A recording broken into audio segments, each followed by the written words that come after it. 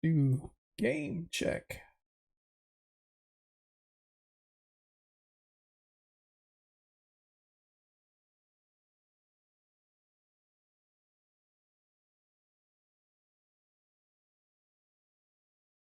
Oh, what the hell was that? Seriously? Well, that's no bueno. Well, that's no bueno.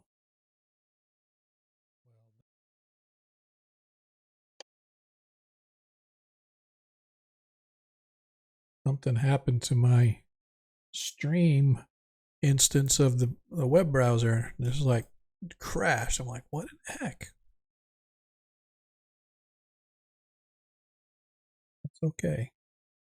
We're going to launch anyway. We don't care. Because that's just how we roll around here.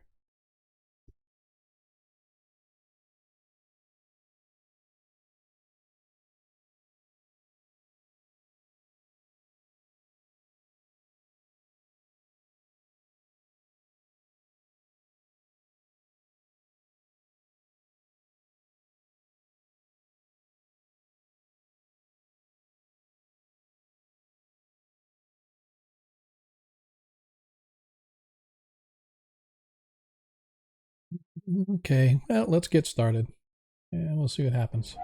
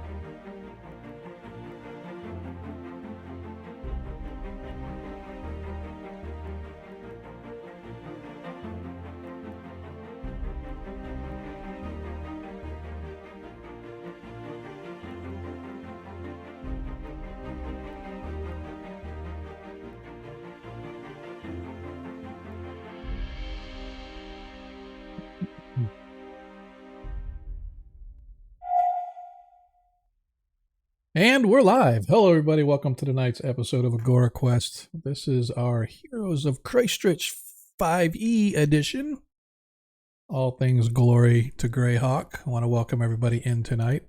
Wherever you may be, whatever time you're watching us, whether it's live or whether it's on the VOD, I am struggling right now. And it's nothing new. Like, you should expect it. As soon as you come in, you know there's going to be something going sideways with our stream, but everything was set up, everything was running absolutely fine. And then all of a sudden I look up and there is it's like my browser was just white with a little tiny white X up in the upper left-hand corner, and I'm like, oh, that's kind of funny. So I refreshed it, and then I went and looked. I have two instances of the stream browser. One is a DM's view, one's a player's view. I give the stream the player's view so that if the players are watching the stream, they can't see behind the curtain, so to speak. So anyway, so I refresh it, and all of a sudden, Foundry loads into the screen you're looking at now. This is their base screen without any overlays on it. And it essentially told me your browser doesn't support WebGL rendering, which is required for Foundry VT or for Forge VTT. I'm like, what? What the hell are you talking about? I have been doing this for 3 years now. Not all on Foundry since then. See, the other browser is rendering. My DM's view just came back up. So probably what I'm going to have to do here is just kind of do the old Control F5, refresh my browser 100,000 times until it finally loads. So I don't know. This is going to be one of those things like I'm really going to have to get rid of any bells and whistles because my internet's fine. It has nothing to do with my internet. So I don't know. But anyway, welcome. As we wait for players to filter in, we're up to 2 of them now. We've got, we have Spartan and we got Sentinel here.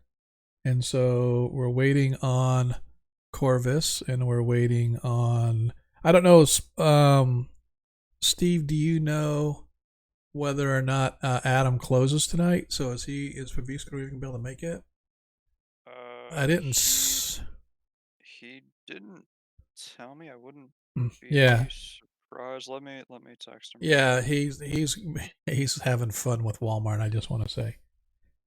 So for those that don't know, Silent Sentinel and Praviskro both, well, I should say not Silent Sentinel, but the guy that plays our character, oh my God, I can't remember Steve's character's name. It's been so long. Ethan. Thank you. It's like, Ethan, yes, that's who it is. Anyway, so Ethan and Pravisco are actually in my face-to-face game every week.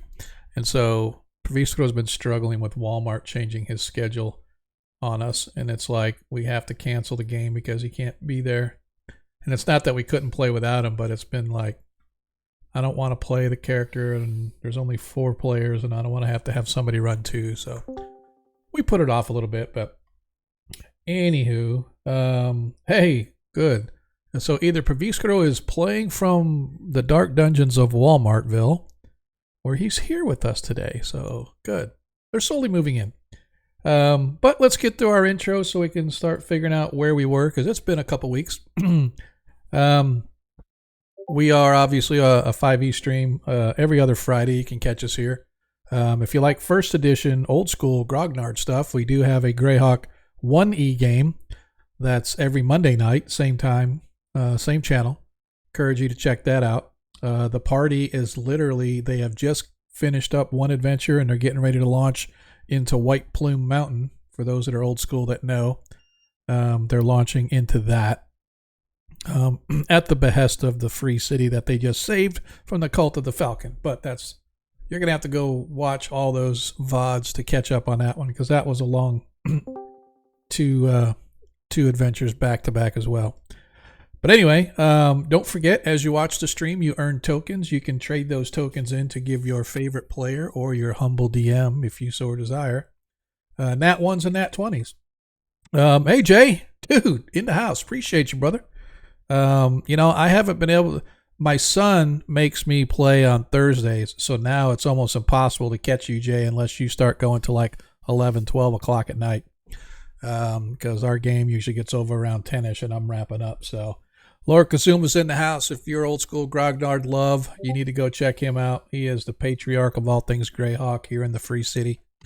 So I would encourage you guys to go check him out.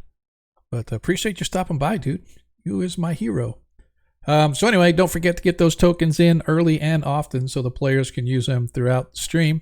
They do not carry over from game to game, so that's why I encourage you to get them in early. However, if you want to help the stream out, help support stream as well as your favorite player, for every 200 bits you cheer, you can give advantage to any one of these players, and that does carry over from stream to stream. And I suppose I should look and see who has what. Praviskro has 3 and Tarikas has 3. That's pretty much the extent of who has any advantages. So keep those in your wallet for use. You may need them. But other than that, man, go check us out on the Greyhawk Creatives team page. Ooh, excuse me. Twitch.tv/team/Greyhawk Creatives. Go check us out. Or ! Socials is the easiest way to kind of see all things Agora Quest. Check us out, see what we're doing, where we're at. We don't spam. In fact, I'm pretty low key and pretty lazy about it. I used to announce the stream like 2 or 3 hours before, and I just keep announcing it. But now I've just like, a couple times a week I may launch something and say, hey, don't forget about the stream. But I have no doubt that those that want to watch the stream are going to find us every week just by clicking that little bell and get notifications. Or you can go to Twitter, get notifications off there, whatever you want to do. If you've missed a lot of the stuff we've been doing, we are over on YouTube. Again, exclamation point socials will give you those links. Go check out them all. Matter of fact, I've had a couple people coming back to me, especially the old school Grognard guys that like to watch the 1E games. They've hit me up and they're like, oh, dude, can't believe there's like old school. I'm like, dude, there's a lot of us. If you come watch us, you'll see. You'll find all of them. But I encourage you go check them all out, man. There's a lot of great content out there. As far as our party is concerned, if you have been following along for the past few months, it seems. Actually, I know it's been a few months as we've been going through the Lost Caverns of Judge Kanth adventure. The party was originally looking for Ragnar's aunt and his brother, and they found them in the clutches of some bandits that were basically robbing people up and down the road in southern Perrinland. But we come to find out his aunt, who is a merchant allegedly, he thought they were looking for a new trade route, but come to find out they were seeking the legendary lair of Igwilv, the Witch Queen, who ages ago subjugated the region, because she has, it has been said, some pretty wicked cool stuff in her treasure vault. And one of the items in there is allegedly going to help Ragnar's family find the location of the ancient clan of Kund, the Kuhnd, the dwarven clan of Kund, who were thrown down when they were attacked from denizens below, and their lands were overrun. But the last king of the Kund put a great curse on things, and nobody's been able to find where the seat of power was for the Kund clan. And so the last of the line is apparently has an all hands on deck kind of an attitude, sending people out trying to find where the legendary seat of the last king of the Kund clan was, so that he could resurrect the clan in the western mountains of Perrinland, in the Yaddle Mountains. And so the aunt was looking for this when she was captured. So Ragnar and party have taken up the mantle to discover what treasures Igwilv has. And they have been searching these dungeons for a while now. As I zoom out, you can see how much of the map that they have covered as they slowly work their way around using Praviskro's methodology of let's go to the left, let's go to the left, let's go to the left, let's go to the left. And so they've made this complete circle around just about everything as they wind their way closer and closer to the center of the Tootsie Roll. And so where we last left off, our party was, again, still searching the tunnels, and they discovered this this chamber that had a statue in it, but the statue actually came to life, and they managed to take down a golem, and we literally just completed last snooze.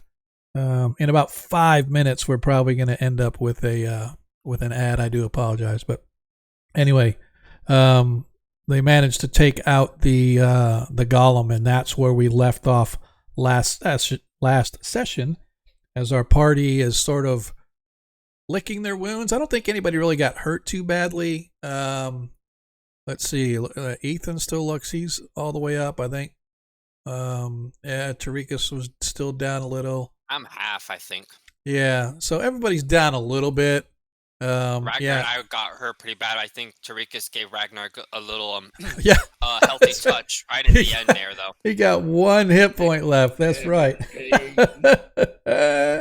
He got down to 1. If I would have got 1 more on that blow, man, woulda, coulda, shoulda. But that's all right. Our party has finally. It wouldn't matter if I got hit. I'd still be standing. Yeah, that's a true story.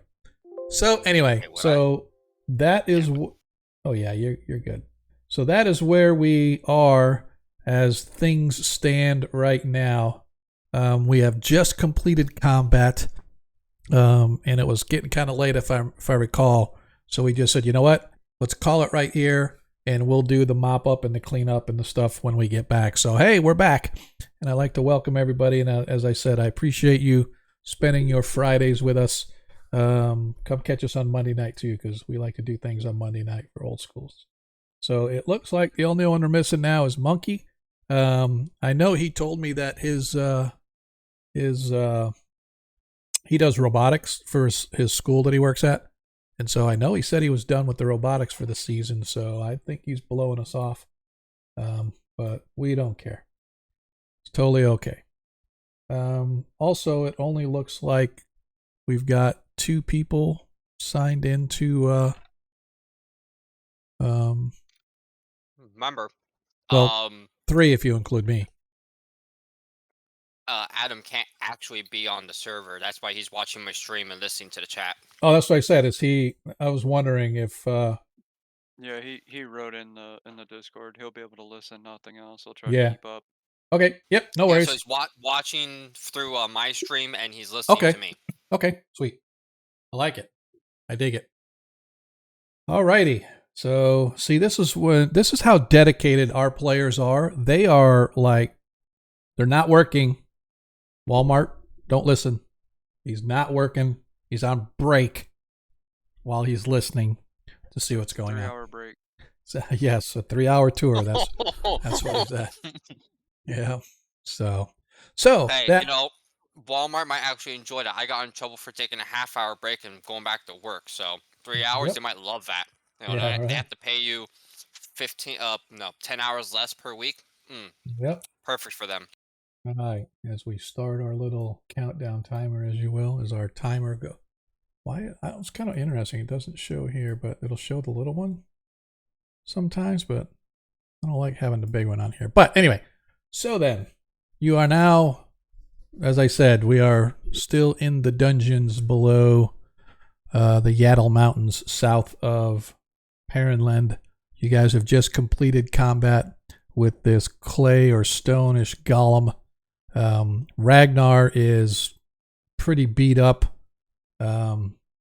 Your spells slowly begin to wear off. What do we want to do? I'd like to examine the golem. Okay. Is there anything I can tell from its nature, I guess, from the corpse? Give me an Arcana check. I'll help him. I have Arcana, so you can get advantage on that. Okay. So looking at, nicely done. Looking at it, it's your it's just literally a golem. It was made of clay. It just was a very tough golem. So there was nothing. Doesn't look like anything like special about it or anything like that. If that's what you're looking for. Okay. So. Now, if I remember right, it had 2 long weapons, right? Like a halberd type weapon, or did those? So yeah, so this was the if you recall, and again, thanks for the prompt. This then, as you walked in, it had a magic mouth spell upon it that said, if you put your item in the box, you can take whatever you want out of it, right? And but we discovered that was actually an illusion, although Ethan almost fell for it. And then Pavisco decided to tempt fate anyway. Yeah, exactly. And so, but as far as the golem itself, no, it just had like regular as part of its sculpture statue, whatever. It did have weapons, but it was actually part of it. So when the golem collapsed, so did these. However, as you're inspecting it, you actually find that where its eyes were, as I said, its eyes were like these glittering gems. There are two rather sizable jacinth gems that are just lying in the rubble as you sort of root through and inspect. Are they still inset in such a way that I would have to like pry them out with a No, dagger? no. They're Or I well, can they're, just, they're like, kind of pull there's them? yeah. You could pull it apart. It's like it's still stuck in rock, but it's not like part of a head or anything. So you can just like pick up this chunk of rock and then sort of tap it free with, say, a dagger or a small hammer or something. You can bust. But jacinth, by the way, is sort of this orangish flame-colored stone. So that's kind of what you've got, and they're two pretty sizable ones too. So they look like they fetch quite a good bit of coin. Okay, I'll take a few minutes and just pop those out Okay. as I need, like, in whatever way I need to. Yeah, it doesn't take much. It only takes a couple minutes to do it. You said there were two of them? Mm-hmm. Alright.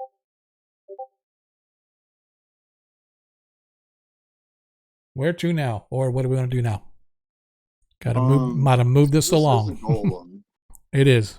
I'm Or was. curious because I remember the rumors that usually they have like big power cores or some kind of gems in them that use them to keep them alive. Mm-hmm. Would it be like a survival check to try to carve into this creature to see? It's like, pretty if broken. valuable? It's pretty broken up, but yeah, if you wanted to give me a survival with advantage, being a dwarf, to see if there's any stones that look like maybe they contain something inside it. But from the outside looking at it, it doesn't look like there's too much left of this thing as it collapsed. Okay, let me see if my foundry will finally load. I've been kind of stuck in a loop. I will be more than happy to roll for you if you want. Yeah, just roll with advantage, Sean. Okay. You said you wanted it to be a survival? Survival. Okay. Yeah, you kind of look through and it looks like, if anything, the gems that were its eyes may have held its power or something like that, because that's the only thing of value that's not rock that's associated that you guys have been able to dig out of this thing. Well, like a serial killer, I'm gonna take its eyes. Oh, we already did. Well, yeah, we already did. That's what. Yeah, we already got the eyes. Oh, Yeah. sorry. Yep, that's fine. I got it in the channel. Yep, that is what Ethan was saying. He was kind of looking at the eyes and stuff. So, okay. And is there? Go ahead. I was gonna say I'd probably take a look around the room where the golem had come out of to see if it was guarding anything. Yep, that's what he just went in there. Yep. I was gonna say I think Pavisco did this last time, but just can you refresh my memory here, Sean? Yeah, well, all we did was he sent the eagle, or it was Raldo, one of the two, went and did a quick swoop inside just to get a view, and it looks exactly what you see. There's nothing else in this room. It's all broken rock and broken flooring and natural cavern, 25 some odd feet high. A little bit of fungus along the walls. Just again, it's exactly like everything else that you guys have inspected and seen in this cavern complex. The only oddity I said last time is if you look at it from a high level view, it kind of looks like a claw hammer, but that's just from appearance's sake. Okay.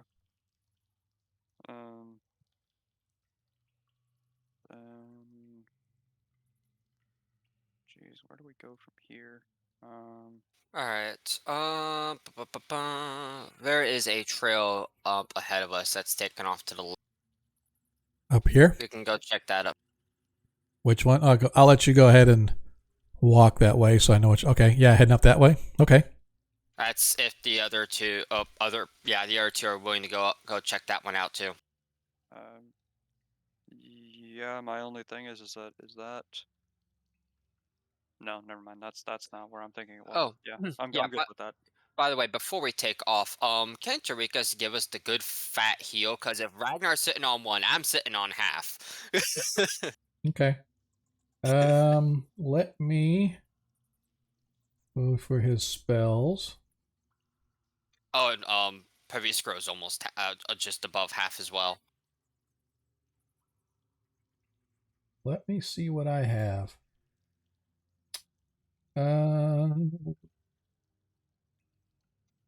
His big heal for everybody up to half ain't gonna work because all of us are over half. Well, it would benefit 1 HP. Ragnar would benefit the most from it, though. All right, is everybody up here? A couple more points. All right, so I'm going to do this. No, I'm over half. Only he could get it. All right, I'm just looking. I mean, we could save it, but I got it now. Yeah, I'm just looking. So he's not too bad. He's okay, but I'm going to target here, here, here, here, and I'm going to try myself as well. Hopefully I have enough spell slots left here. Do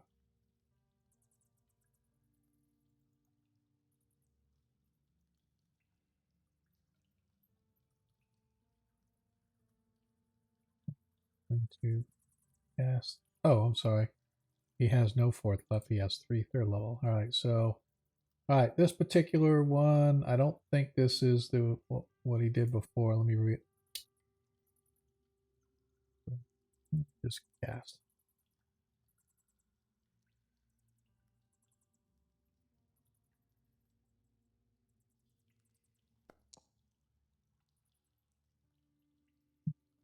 Okay.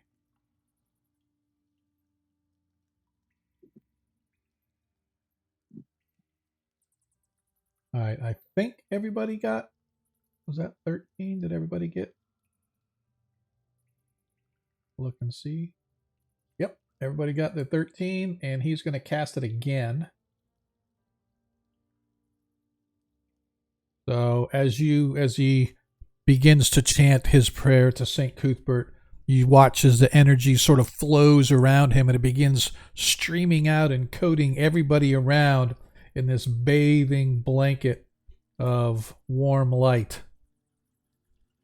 Prayer of healing. He's healing word. Yeah, mass healing word. And so let me just make sure. Yep, everybody got that 11 as well. Make sure that he's got it. Paviskro's at max. I'm almost max, but that's okay. I don't need to be max. Yep. All right, so I'm the second beefiest here. All right. Who is all right? So Ethan is still maxed.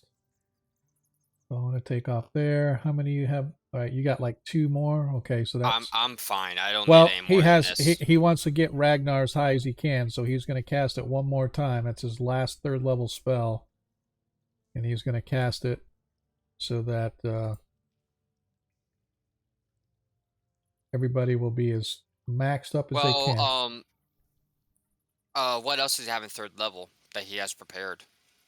Let's see. As far he's got, I mean, he has a lot as far as spells available. Because if he can just get Ragnar with just a good solid cure wounds, that's good enough. Because healing word is only 1d4. He can do more with a normal cure wounds on Ragnar. I gotcha. Okay. I'm like what, 2 below, 3? Yeah, you're like down 3 2. below. All right, so let me do that. So let me cast Cure Wounds. at 3rd level.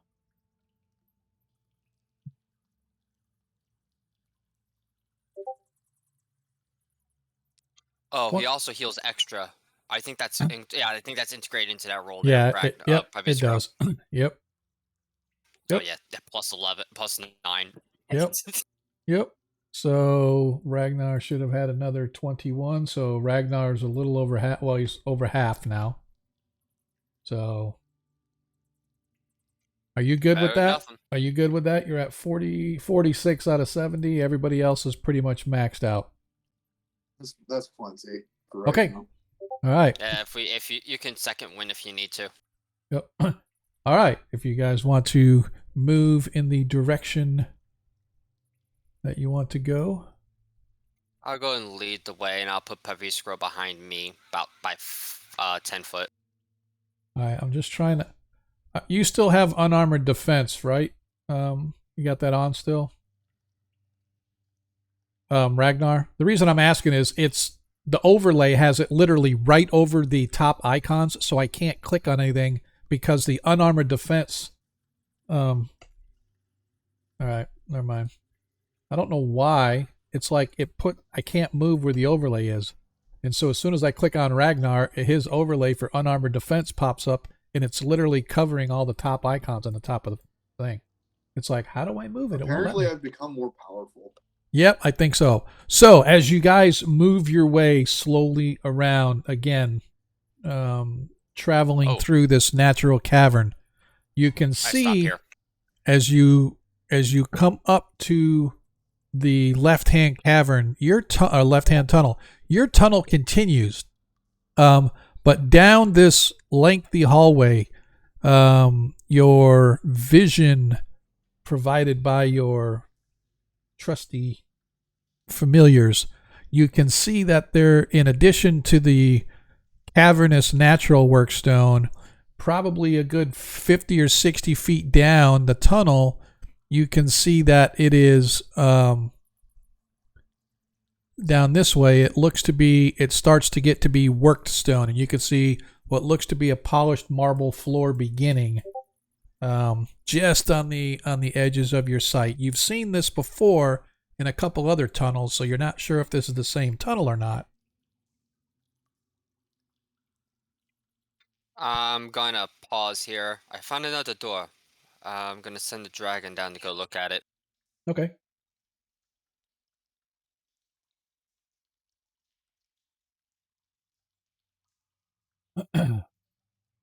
As you get down, you can see that right here there is a set of large iron doors.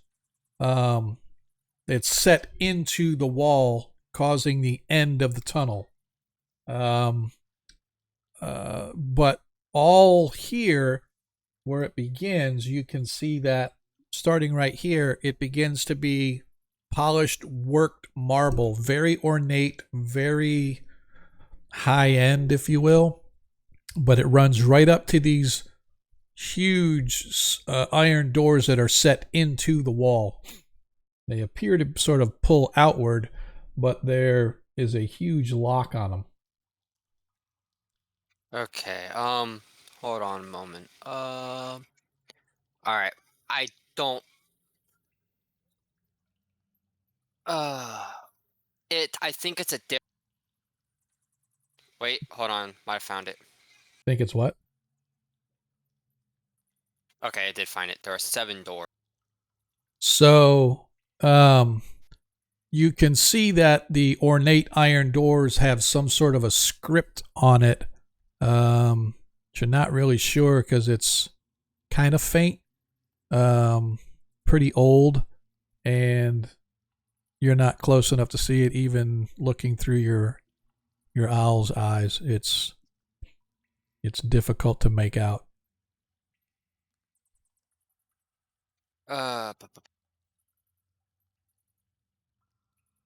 I'm sorry. What was our warlock's name again? I forgot. I've never used the name at all. Ethan. This entire Ethan. Okay.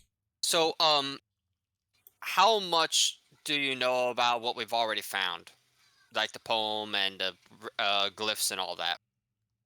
I think I have it. Yep. Okay. It's floating around. All right. So basis of this is there was a warning before we came down into this section, right? Where there was a hint that there is a potential threat for going through the wrong. It's engraving glyphs for going through the wrong doors. There are there. I can count 6 doors right now.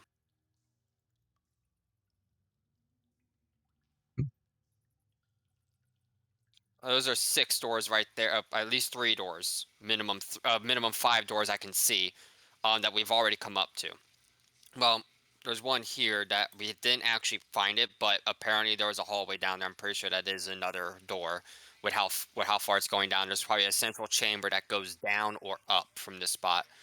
There's probably a 6 door. Probably another door that's directly above us in that passage that we haven't taken. Yeah. So there's either 2 doors here or there's another door here.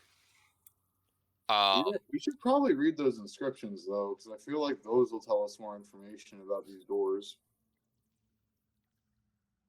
I can help with that. Hang on. There's 6. Can somebody with eyes, please read me the inscription. Was there inscriptions on the door? Yes. Yeah. Okay, I was going to take a look at it. And I'll have Pavisco come up with me. In fact, I think I'll have Pavisco make the roll for it. He's the smart guy out of the group. I have something for this. Oh, that's right. You have the read magic stuff. Hang on. Give me a second. I'll approach, okay. And I will cast comprehend language.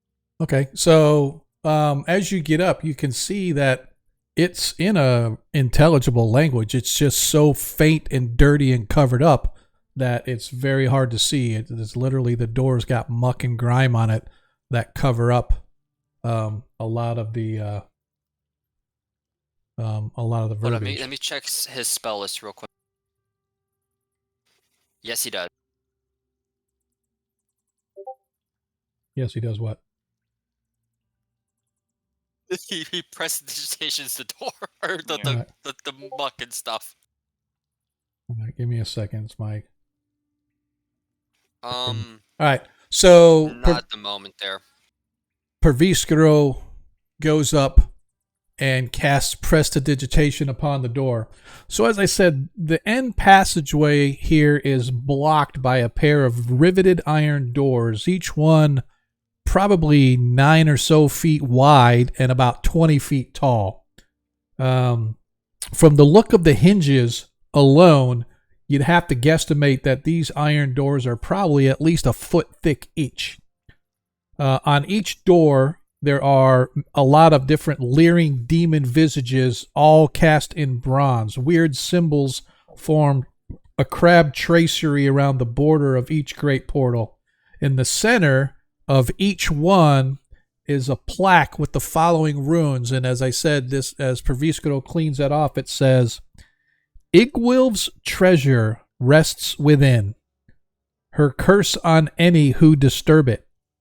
Seek no further to steal it, nor to free she who is prisoned here. For a fate worse than death is sure to come to those fools who violate this circumscribed place.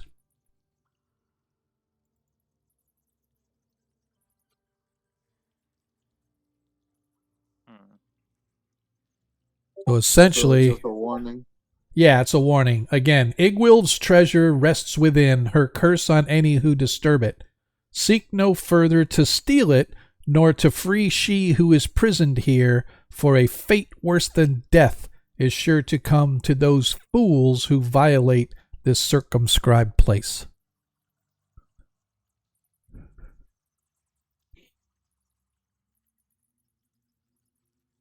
What do we wish to do? The door, as I said, it has a padlock on it.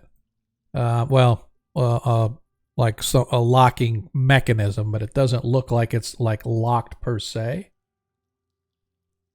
There are the glyphs that we found hinted that there's 7 doors, and if we fail, or there's at least 7 doors. If we fail on the 7th door, something goes wrong. That's what the glyphs hint at. That's not confirmed. Well, the glyphs, if you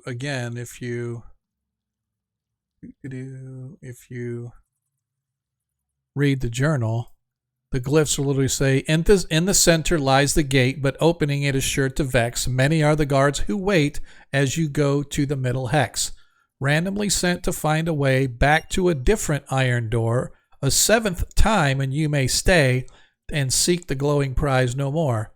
You have won old Igwil's prize, her hoarded cache of magic, and freed the one with yearning eyes whose lot was hunger tragic. So that was essentially what those said. So they don't necessarily say that if you fail, something bad's going to happen.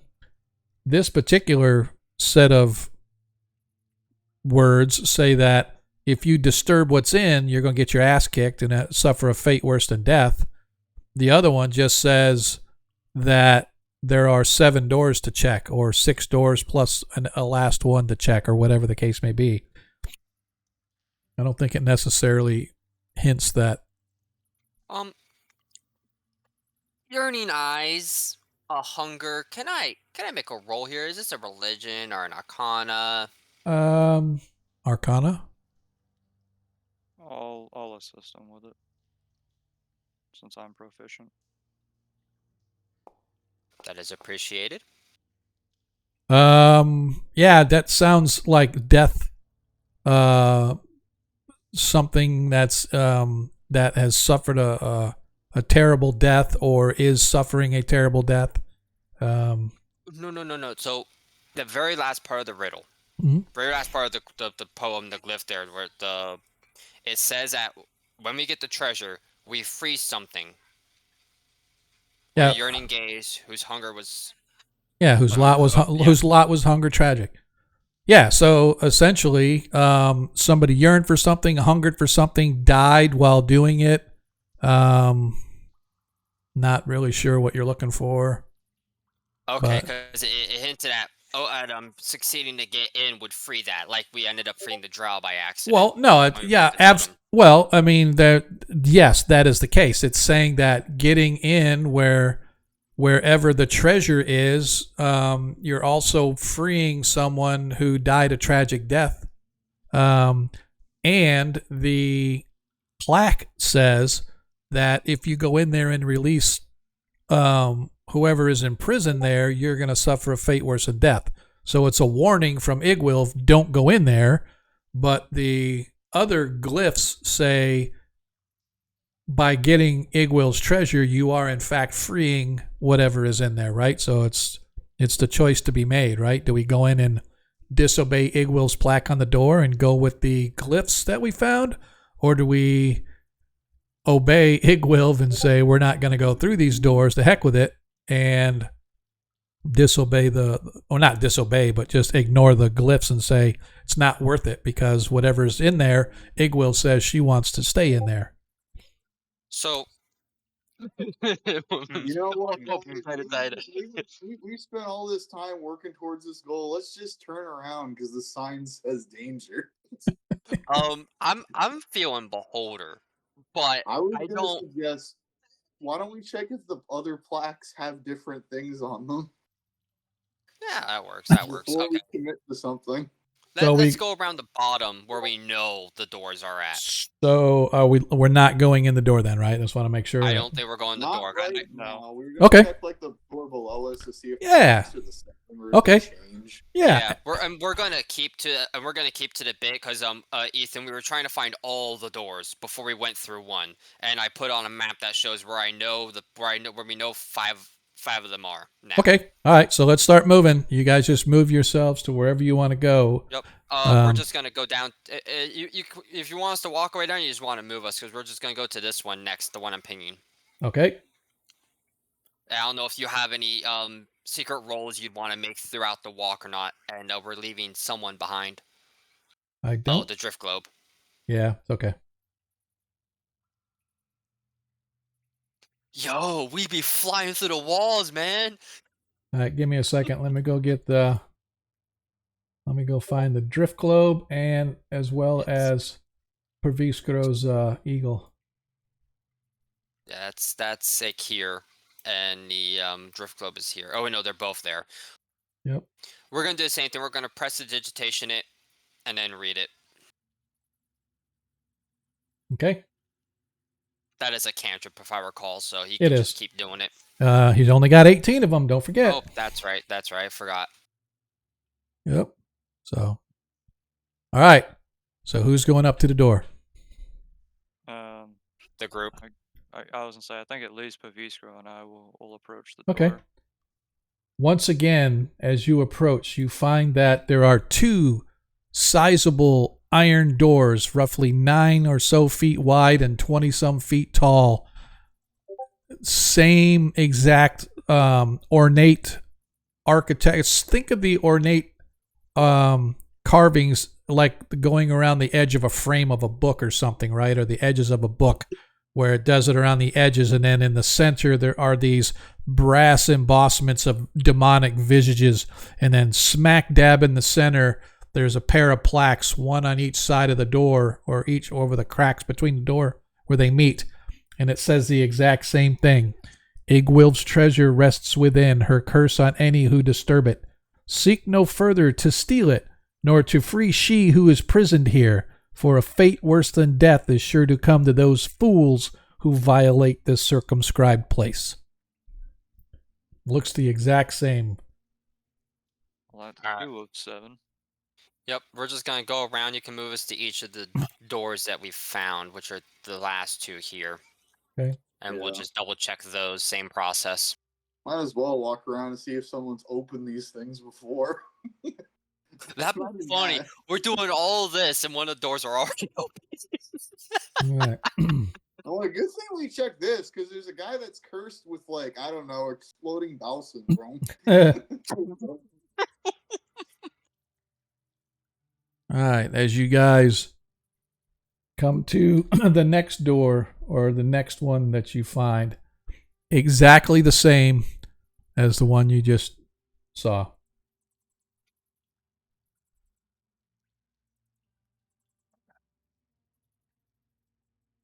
Put everybody in a little group here.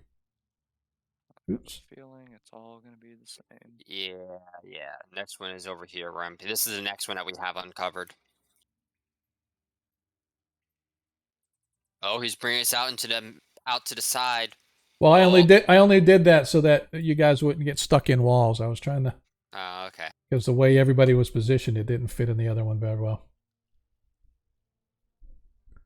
Same thing. Same thing. The exact same. Okay. Our next destination is. We'll just move ourselves this time because it's right around the corner here. Okay. Put reviews go down here. Yeah, I want to check down there before we go to the next. Okay. Where are we headed? Where Ethan is. Okay. Go ahead and move Ethan, and then once everybody gets, well, nobody else can see when you're not there, when he's not there, I guess. So follow me. All right. This either loops around or goes to another door. You watch as this one opens into a wide, empty chamber.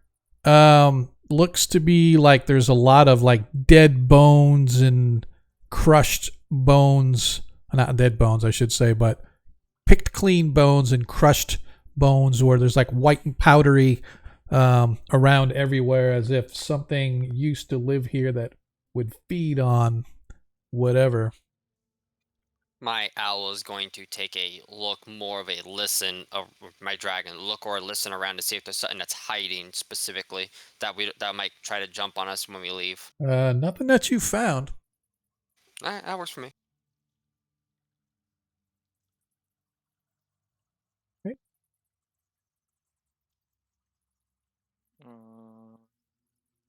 This way. I think we're just jumping up here, right? Yeah. We never actually uncovered and went down this hallway, which is why I didn't want to just drag us all the way over here, but directly. Okay. All right, who are we missing? Just want to make sure. Am I missing anybody? I think we're all here, yeah. Oh, there's the other door, yep. As you guys approach, you find yet again. Oh, there's a crack. We don't want a crack.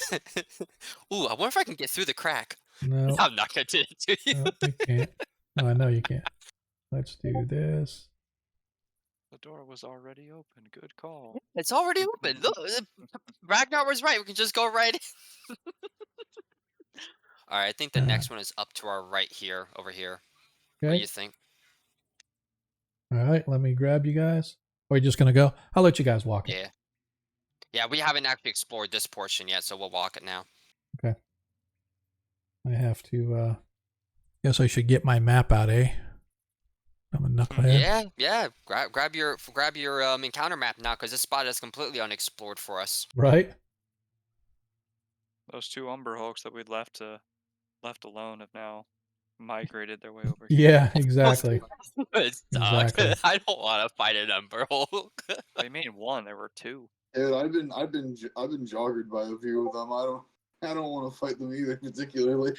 Hey, at least it's not a rust monster. Yeah. A rust monster against a plate armor guy who grapples. All right. So you guys move your way around. You can see that these tunnels are no different than all of the other tunnels that you guys have been in. Just happens to be you haven't been in them. So as you come around, right up here, though, it looks to be like you could see a glowing light coming from a tunnel that branches off to the right up ahead. All right, I'm going to signal the group to stop before Tarikas vaults through the wall. I have stopped. And gonna let my dragon do some scout. Okay. Let's have it.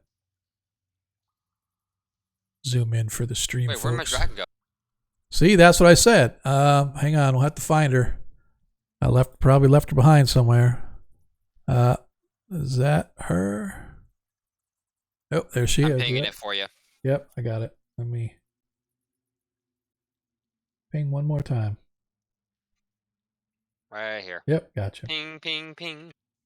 Yeah. I should have said over by the shrooms.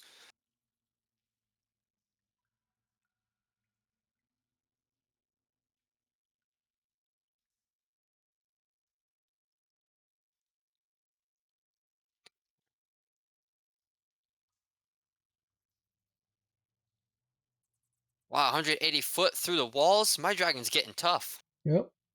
And I need to bring this guy up here too.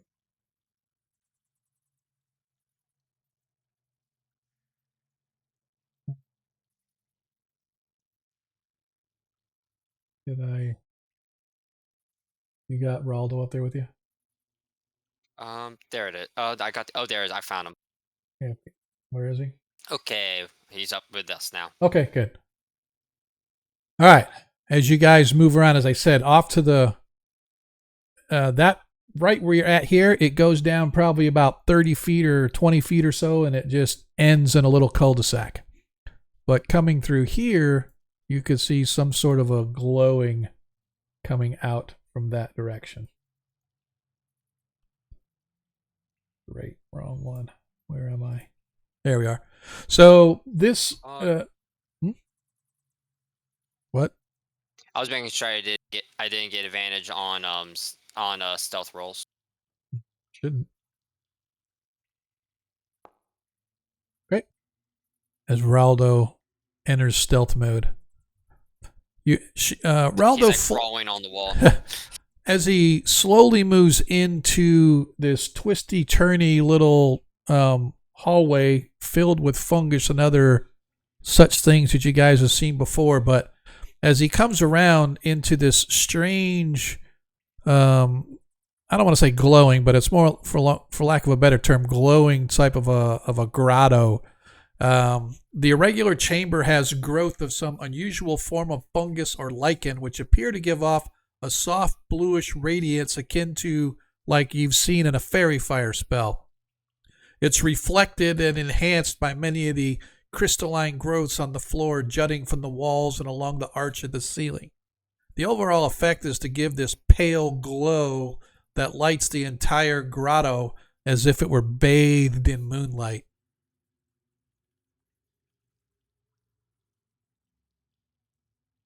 So he's going to keep on sneaking on in to get a better view.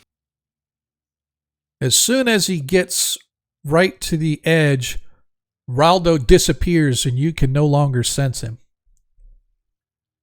Where's Raldo? Exactly. Shut up, Spartan. Okay. I was not thinking that. So. Sorry, stream. I accidentally refreshed the page. It's probably going to take forever now. Damn it. What's that? If Raldo cannot sense me, and he simply passed through a barrier of some kind. Yep. Give me an Arcana check. More so would he go back the other way? Give me an Arcana check.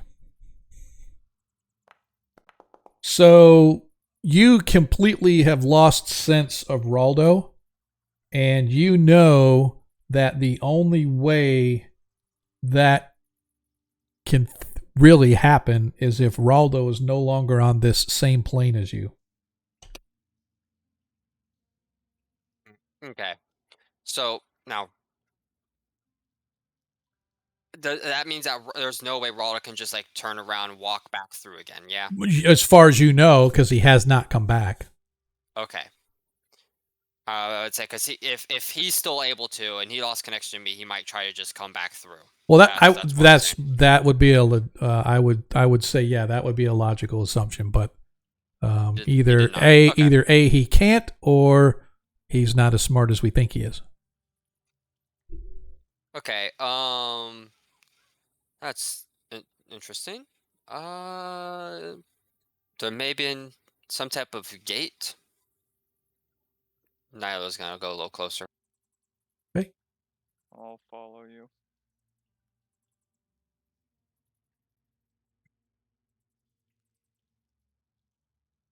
Alright, go ahead and stop here. I can probably grab like a loose pebble or something off the ground, right? Yep. Okay, I'm going to grab a pebble and I'm just going to roll it across the ground. Okay. It rolls into the room.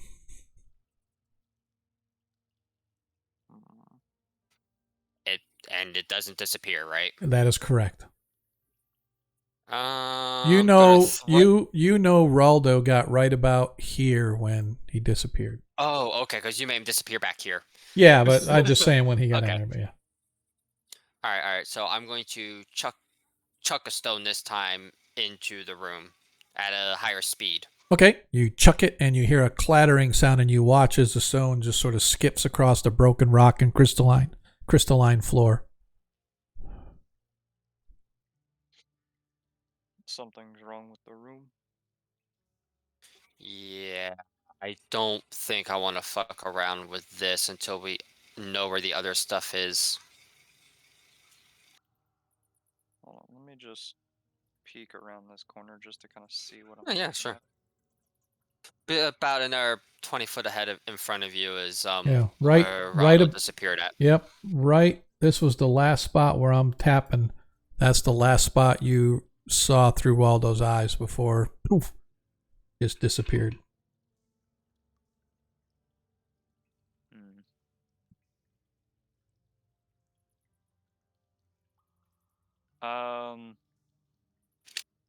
I don't suppose I would have any inkling as to what would cause a familiar to randomly disappear off of a plane of existence.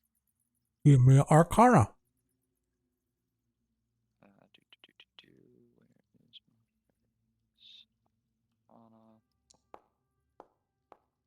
Nice. Hey! What'd I miss? Hey! Gahan, appreciate you, man. Paviskro gets a nat 20. Thanks, card man. Appreciate it. I don't have my. Thanks for the nat 20. And Nilo, Ragnar, and Paviskra all got it. All right. Hey, Phantom, what's going on? Man, there's all kinds of old timers that I know out there. What's going on? All our grognots are out there hanging out in the 5e. Tell me who had those again? Nilo, Paviskra, and Ragnar. Thanks, guys. I appreciate that. I didn't have anybody watching the channel, so I do apologize for that.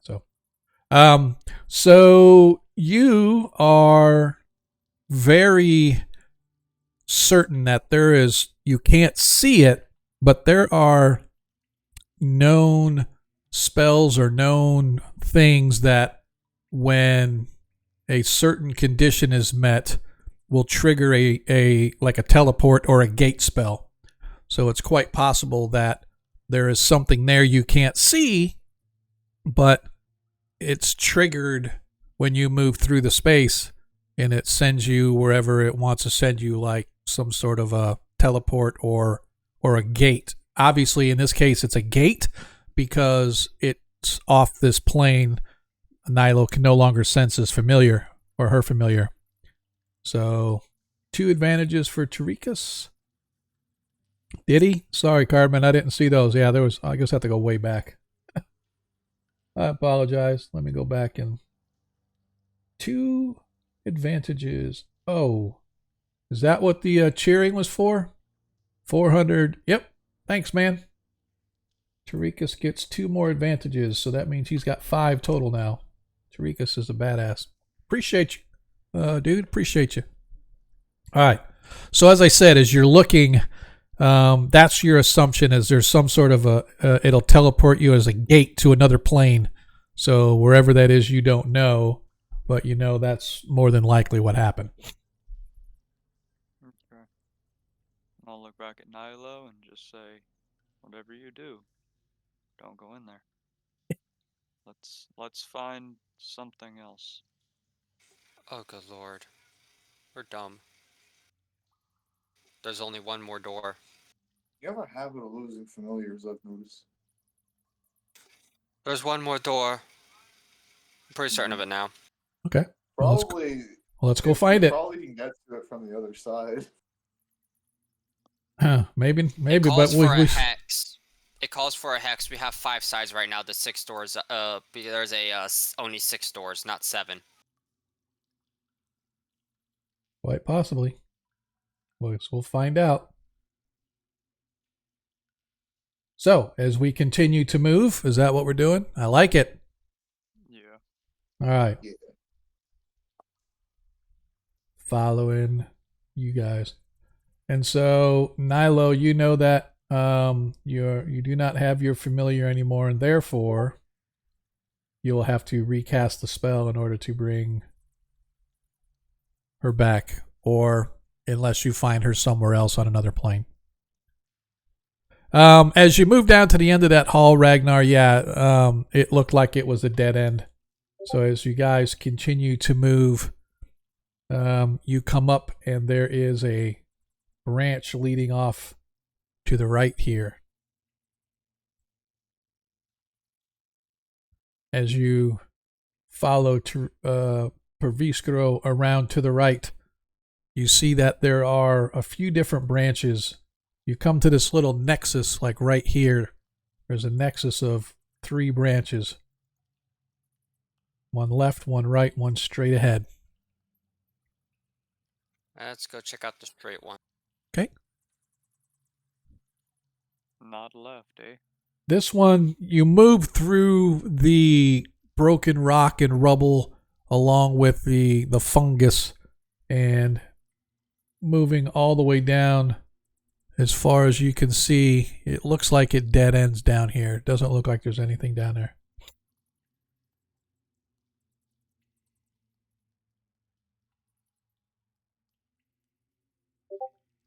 As you guys slowly work your way back up, we have this branch over here. Yep, that direction. This one seems like another long version of the other one, but this time, when you get farther down the hall, you can see that it widens out and there appears to be another door down at the end of this hallway. I think it's going to be the same thing here. Yep. It looks the exact same as you clean it off. The phraseology is the same. The doors look identical. Again, 9 feet wide, 20 feet high, solid iron with some brass embossings of demonic faces and this very now familiar plaque with this phraseology saying, "Don't go in here for penalty of death." Or words to that effect. Well, this is looking incredibly and increasingly more likely that we have two options. We either go find out where your dragon went, or we open these doors. Or we leave, but I really don't think anyone is interested So in it looks coming like this you've far got to just leave. 1, 2, 3, 6 total. 4, 5, 6 doors you have found thus far. Yep. And and the poem calls for a hex. Which the is center hex. Yep. Which is what we're at right now. So, Raldo is beneficial and efficient, but they're not essential. And without any utter knowledge of what that actually is in there, it would be best to keep on task. Oh, wait, hold up. What? Excuse me, I'm typing. Okay. Yes, it is. Oh, for Adam? Yeah, he disappeared here. You got a door here and a door here. Yeah, it's not right. Well, you can tell him. No. Oh, that's probably door number 7.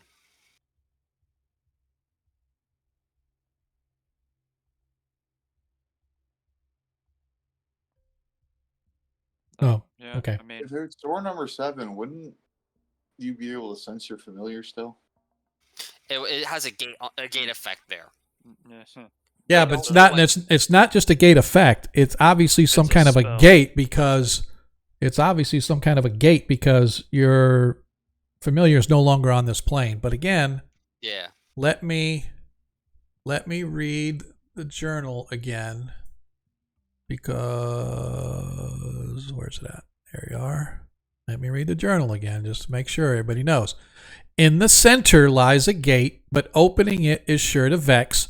Many are the guards who wait as you go to the middle hex, randomly sent to find a way back to a different iron door. A 7th time and you may stay and seek the glowing prize no more. You have won, O Igwilt's prize, her hoarded cache of magic, and freed the one with yearning eyes whose lot was hunger tragic. So, to me, this says we've got iron doors that we have to go through. Maybe that is a 7th gate, but it says we were supposed to go through the iron doors anyway.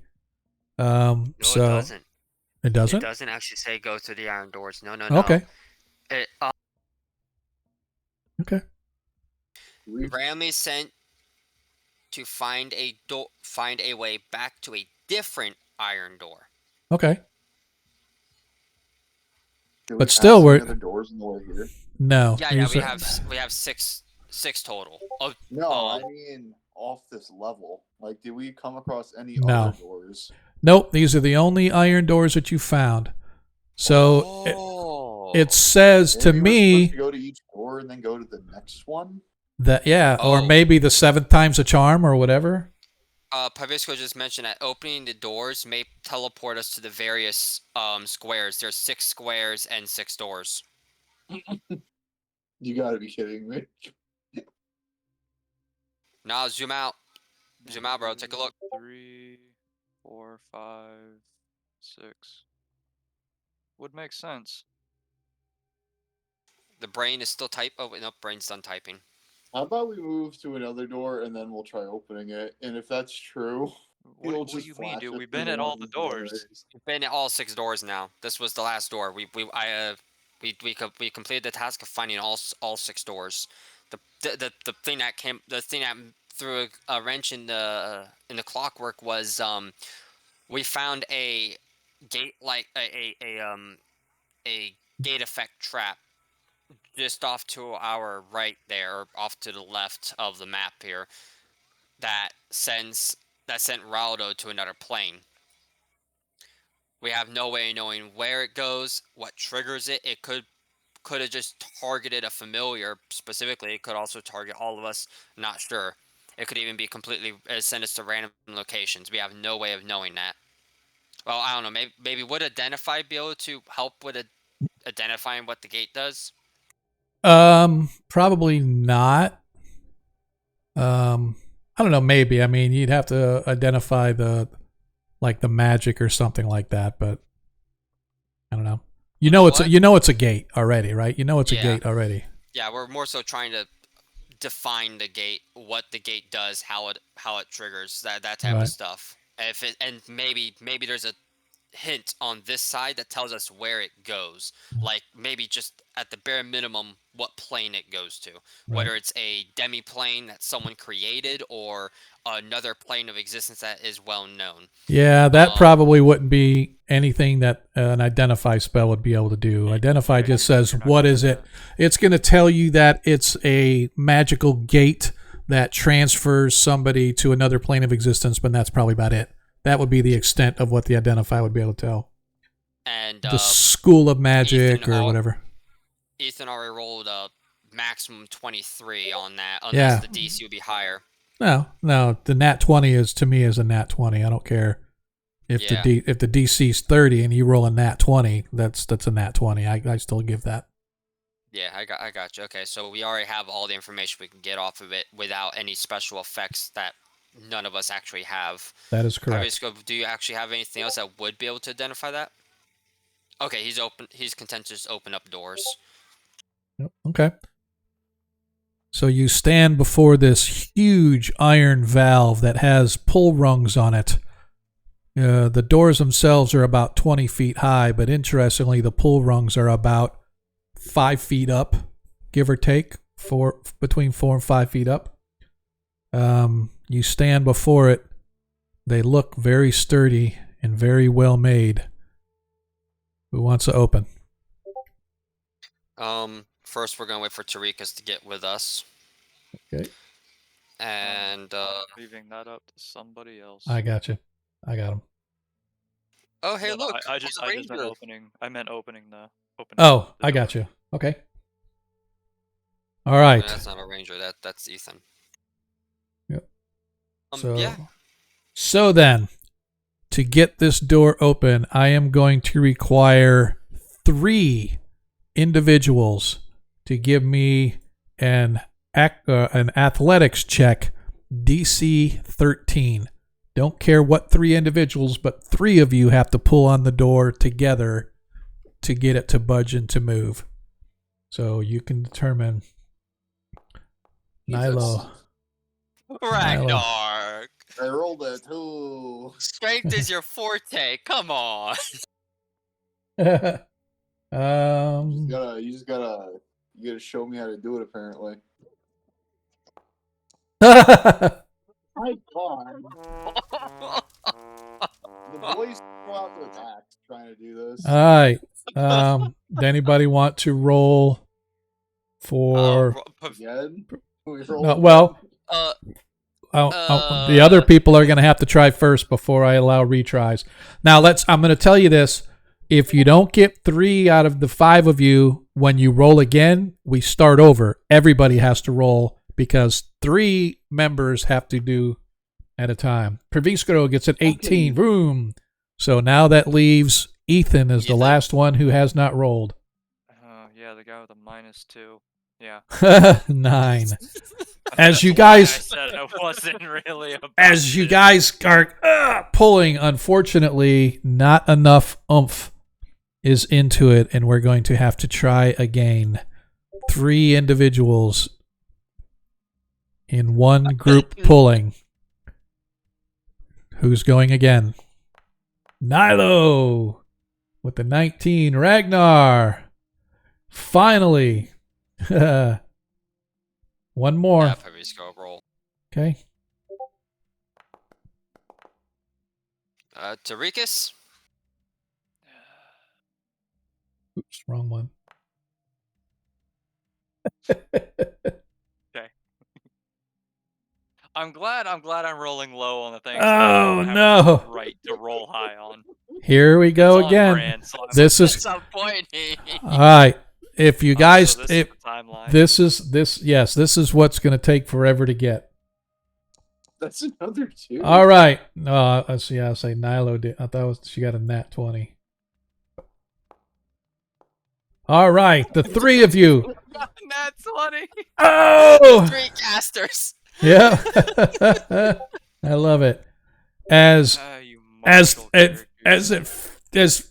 Ethan finally walks up and says, "Screw this," and gets in with the others of you, puts his foot on one door and pulls the other. You hear a cracking sound as the door finally breaks free. A heavy, heavy scrape as the iron scrapes against marble. On the other side, you can see that beyond the iron doors is a corridor with walls of red marble.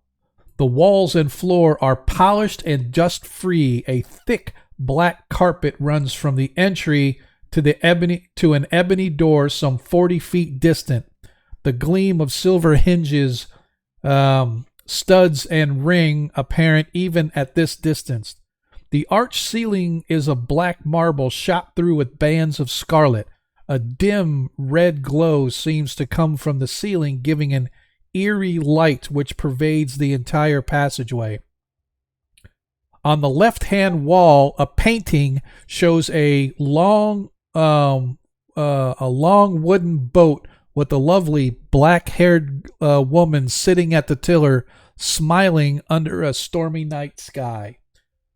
That's not auspicious at all. Anybody that wants to give me a perception check.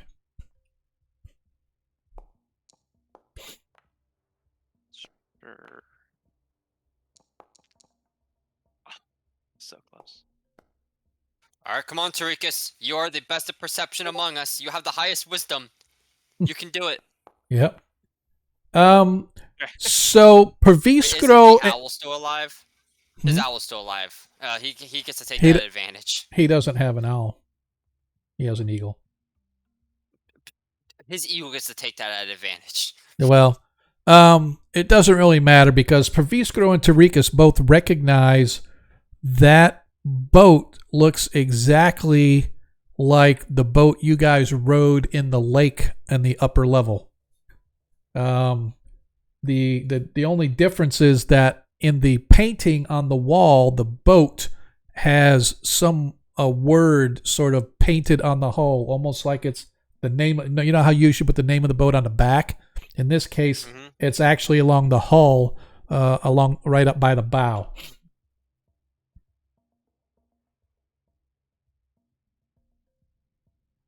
Might I recommend nobody actually go inside yet?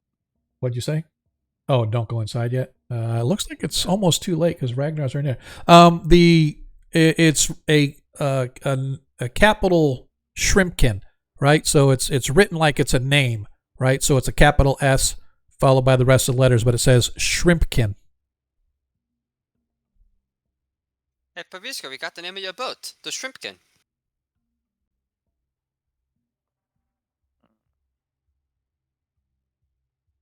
I dislike this, but okay. Boats.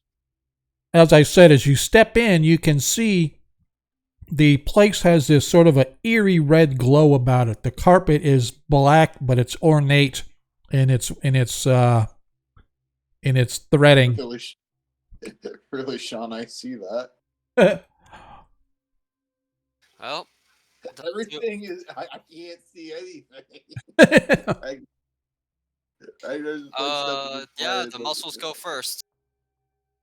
In for a copper, in for a pound.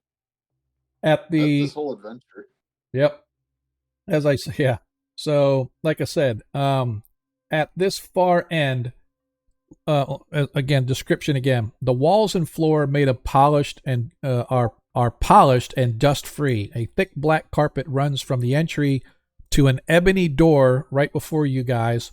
which is about 40 feet across.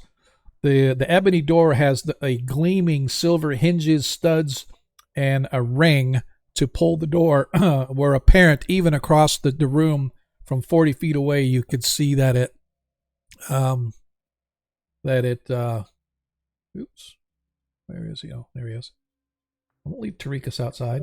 As you get close, you could see the interesting thing, all the dirt and dust in this entire cavern complex. This place is almost like it's been sealed because there's no dust, dirt, or anything anywhere. Everything is pristine looking.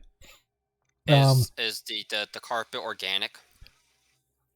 Well, I mean, it's cloth or wool or whatever the case may be. Okay, we're good. No dungeon room in here. Yeah. So the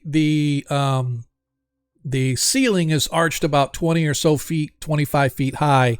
It is also jet black, but it's shot through with red veins or scarlet colored veins. And the veins themselves almost look like they're providing this pulsating or ebb and flow of this scarlet colored light that bathes everything, giving it a very weird vibe, if you will. This door at this end, though, seems to be a little bit smaller. But I mean, it's not like the big 20-foot high. It's like your normal sized door, like about 8 foot high, 4 foot wide, whatever. But it is made of jet black. Not sure if it's stone or wood or whatever, but it is jet black.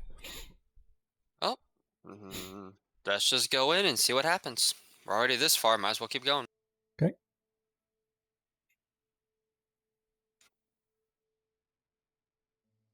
Any special checks on us, or we just open it? Oh, that's up to you. You can do whatever you want. If you want to open the door, you want to do checks on it. What do you want to do? Why not? I'll check it for a magical bit on it. Doesn't look. It's a plain door. So plain silver studs. Plain silver pull handle. As you open the door, what happened? Something. Hang on a second. I'm hanging on. That kind of makes me mad. Ready for the grind? No, I was looking for the... All right. Give me just a second here. I apologize. This kind of irks me. I was looking at something. This is... And that is... Okay. All right. Oops. No, I had something on the map that was supposed to show, but it didn't show, and I'm kind of bummed out that it did.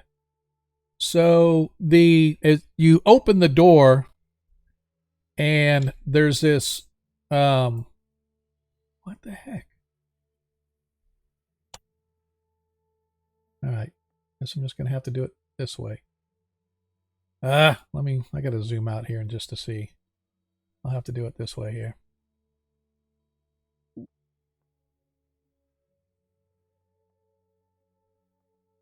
There's this flash of light.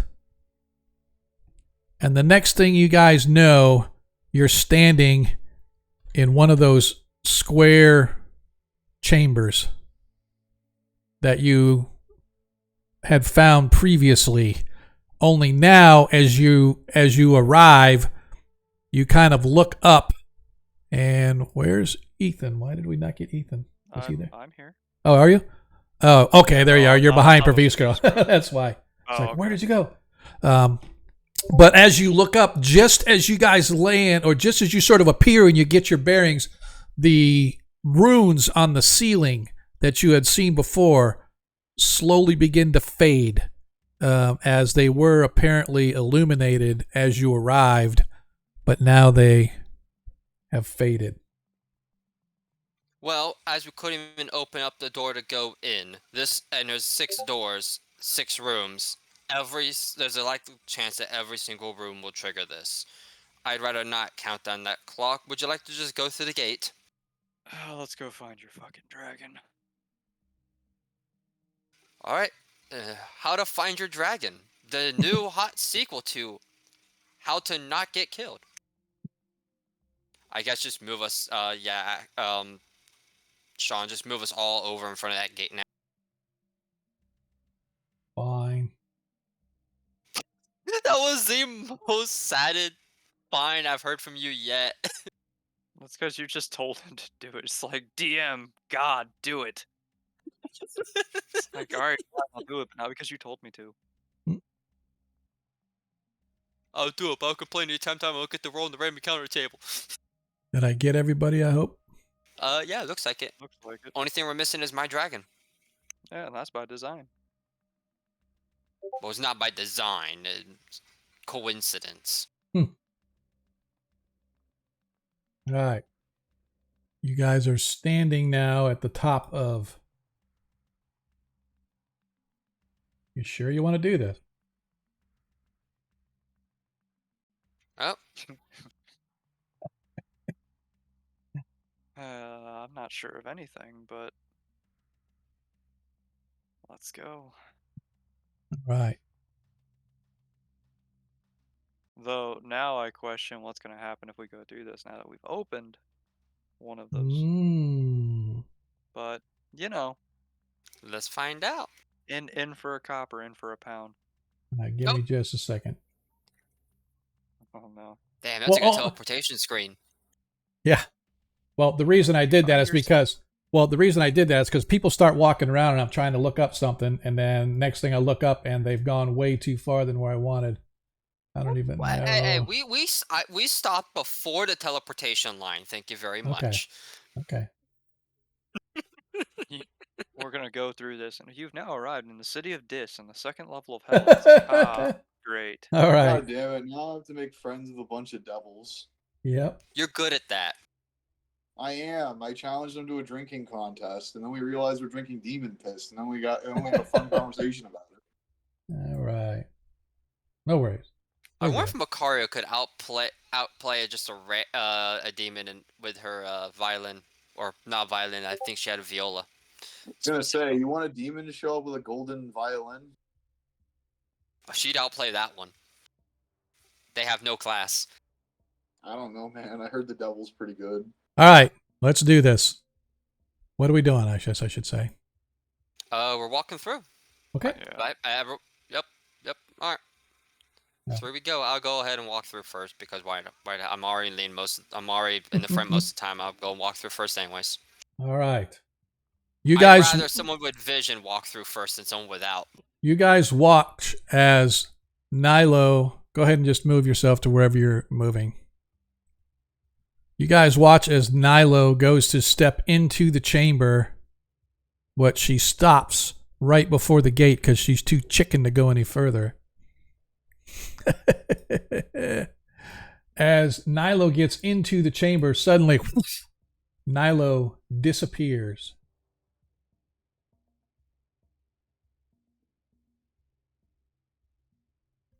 Okay, who's next? Yeah. Fine, Tarikas will go. Tarikas steps into the chamber. Tarikas disappears as well. Ragnar, you don't see anything, Ragnar, because you're blind as a bat, so you have no idea what's going on. I'm just gonna keep calling. I'm just gonna keep calling to him until he just follows. You just need to following, and he just walks into the thing without even preparing. Yep. All right. The eagle follows us. As you all step into... God damn it. All right, this is really frustrating. Ethan, can you move your... Never mind. It's on my DM's map, it's showing you in a different spot. So that's why I'm like, why is it not... So you guys all step into the chamber, watching each other disappear, as it will. When you step, when everything sort of stops becoming disorienting, you realize that each of you has gone to someplace different than your comrades. However, we're going to start with Ragnar and where is it? With Ragnar and Paviskro. As you guys arrive, let me give a description of what you see. I was about to laugh if it was Ragnar and Raldo. No. I was just gonna say, like, hey, yo, you did those shit as I grab him by the neck. Ragnar, Perviskro, if you can hear me. As you step into the grotto, it alters almost instantly into a featureless room some 50 feet square. The walls themselves are about 20 feet high, and you see no visible means of exit, although there is an ambient light coming from where you have no idea. Inside the room, you can see figures in full plate armor with long swords just standing there, almost as if they were waiting on you. They approach you immediately, and you can see there's nobody in the armor. They're merely suits of armor brandishing weapons, completely empty of any being. They draw their swords in unison and attack. So let us go here first. Animated armor. I have a feeling that we shouldn't have opened the fucking door. Ragnar, run straight. Oh, man. Hang on. Hang on a second before we do anything. I need to... I'll web these two. I need to... because when I originally... Oh, hey, I'm here too. Well, you guys are here, but you're not here. I put you on here, otherwise you wouldn't be able to see anything. Fair. So I had to put you guys on here. So, anyway, let me get back to the setting up the combat here. I forgot that when I originally set these up, we still had Desmond. So it had Desmond on there and not Ethan. All right. Roll for initiative, my friends.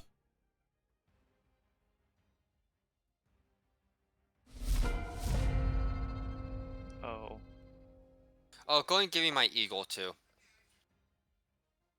Oh, no, your eagle's not here. Oh, the eagle went to a completely different location too. That Yep. sucks. Eagle went someplace completely different. So I actually randomly rolled where everybody was going. There's potentially 3 different spots you can go to. And fortunately, a couple of you are together. So, that being said, let me get the...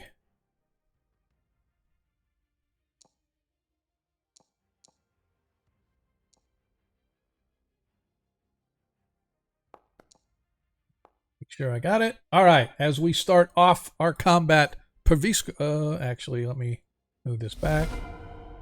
Perviskro is up.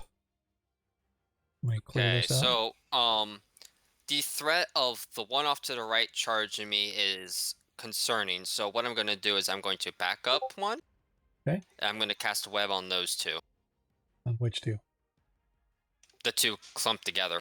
Okay, go ahead and cast. As soon as I find it.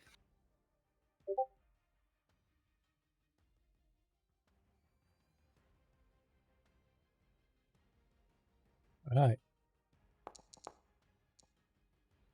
Okay. I am Adam and I approve this webbing.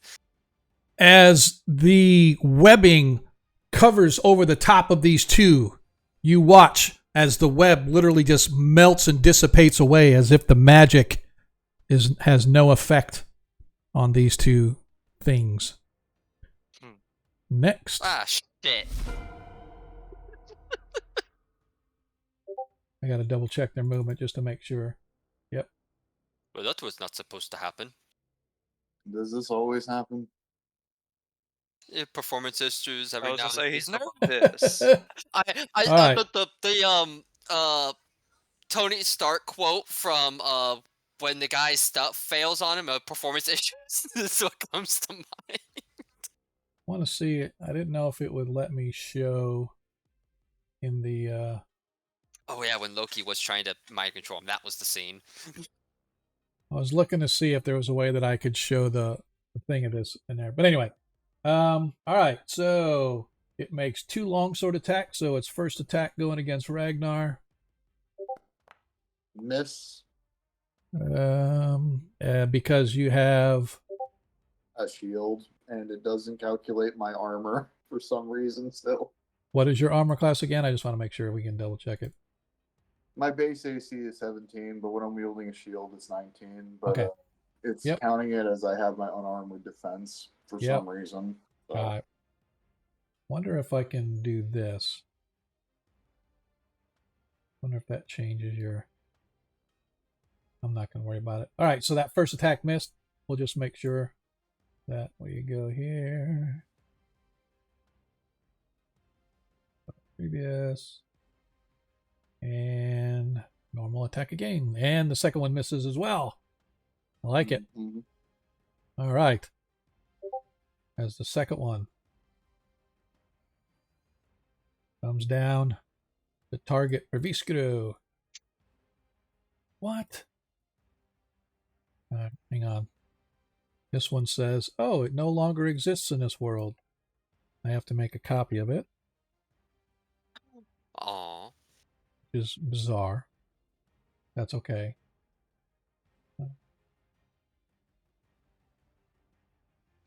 Sorry. I have to do all this. I have to do all this stuff again because I took one off. Oh, good. It even came out where it's supposed to. All right. So now we're back where we're supposed to be. We deselect Ragnar. We now target Perviskero, and now hopefully everything's all right in the world until I get to the other one. And longsword attack first. Nope. Misses Perviskero. Second attack.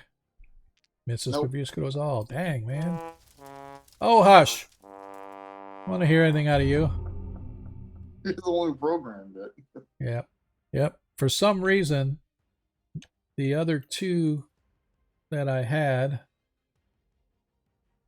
didn't let me roll its initiative again. Just fine. And he comes down to attack Ragnar.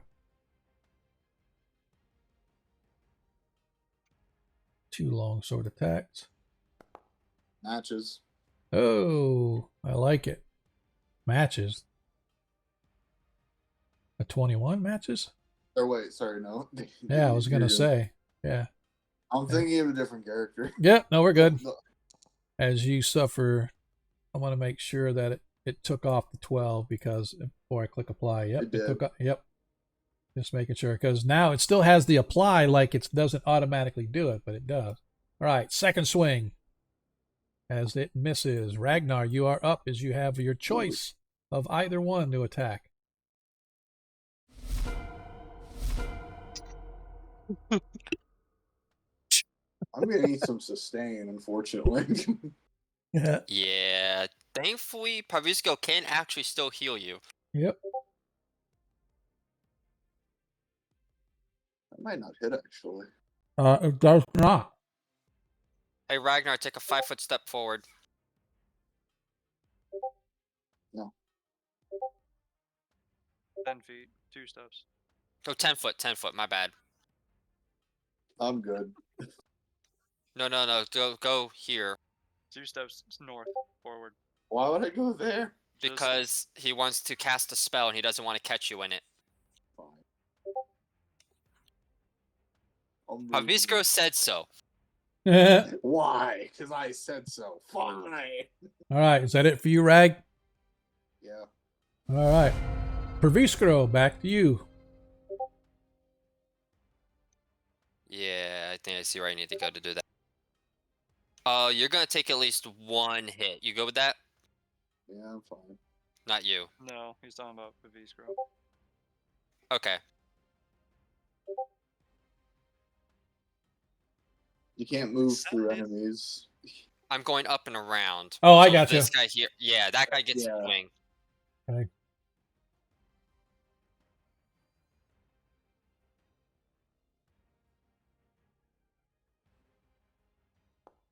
Uh, 25 as Perviskero is hit. Reaction? I don't even think shield's gonna save you from that. Yeah, I don't think so either. But there's other things he could have done. And damn, Sean. 12 hit points. You're chunking us with max damage. 12 hit points of damage. I'm not even gonna bother with concentration because the web doesn't need to be there anymore. Okay. In fact, if I recall, the web was actually destroyed. So this Well, was it's already technically not destroyed. It's only where it hit the creatures.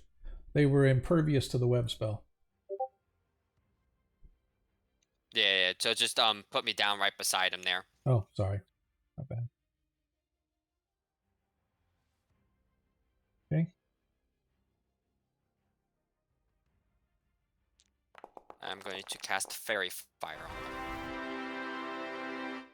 on them. 2 of them made their saving throw. 1 did not. So the one that you can see that has the fairy fire on it, I'm not sure which one where it's showing, but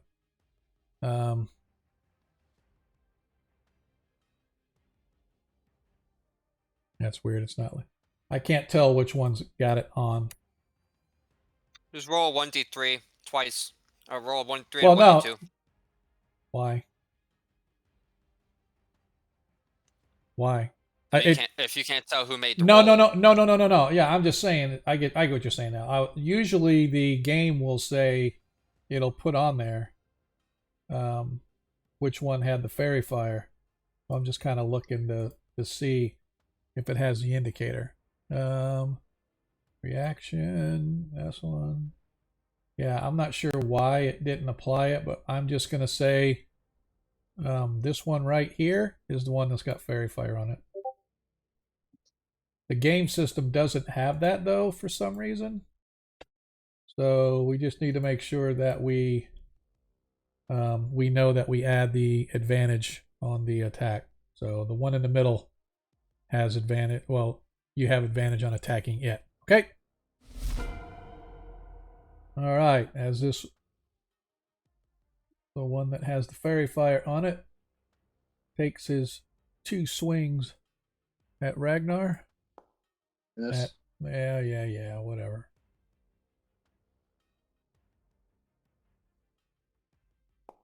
Yes. And miss again. Stop it. I know. I can see. Well, maybe this one will hit. He has to remind you because his stat sheet is wrong. Yeah. I have to. Yeah. Whatever. I wasn't paying attention. All right. This one misses as well. And the 4th myth. Jiminy Christmas.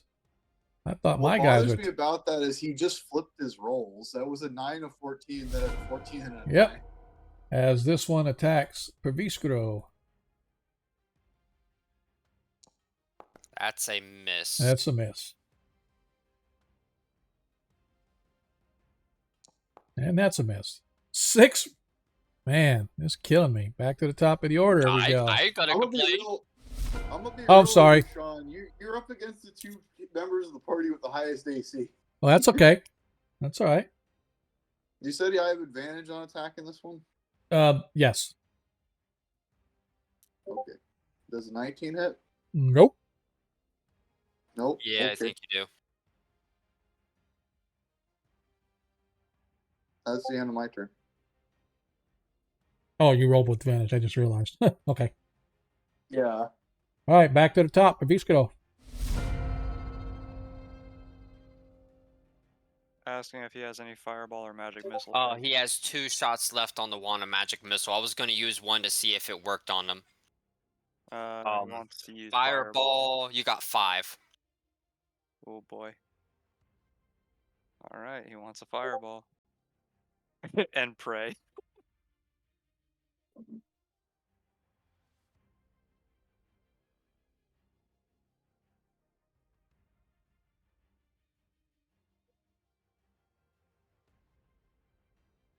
I'll retcon it, and if you want Ragnar to move a little further away so he's out of the range. He already swung. He hasn't. He has. Yeah, they would. It's either that or he's going to get caught up in a fireball. Okay. If you don't mind taking the attacks opportunity, the 2 swings on you, Perviskro will call it, take a step back. Ragnar, step back. Take a step back. I think I could just move over here to be real with you, Chief. Why can't I grab my token? I think it's because it's not your turn. Oh, yeah, that's right. Move. Yeah. Yeah, move me here. Okay. All right. Go attack of opportunity. Yep. Let me get the attack on you still real gonna quick. hit you. Oh, really? Yeah, you're gonna have to take both. Yeah. I'll just keep moving. I can move more. Yeah. All right. Me down here. All right. Let me do the attack. Oh, 24 hits Ragnar once. And let me do if the other one. See if the other one hit.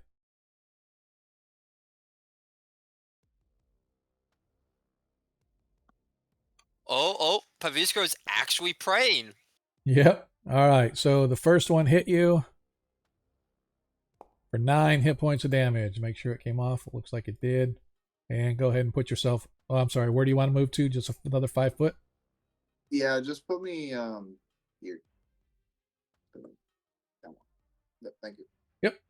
Yeah, and that Let me see if he's that took off my be correct. So that should be we round down, so that's 8 damage total for it. Yep. Yeah, that should be good. Okay, cool. All right. Reviskro, let it fly. All right, he's gonna offer a prayer up to Pakub and take a shot with his cavalry. All right. Place your place the template.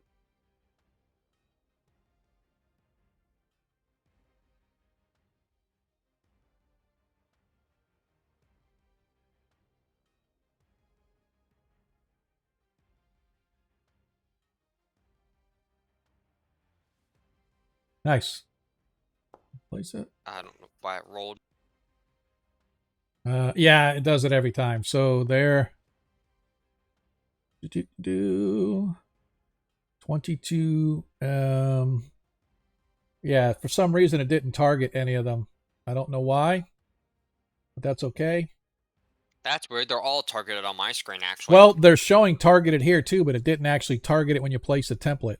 And I'm wondering, I'll have to look up this in a little bit, but I wonder if it's because it's an item and not a spell. No, it has nothing to do with that. I don't think it's still a casting a spell thing, but that's fine. We'll figure it out. All right. So 22. So I have to roll dex saves for each one.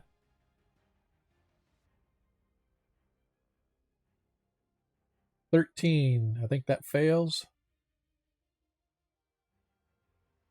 What's his DC?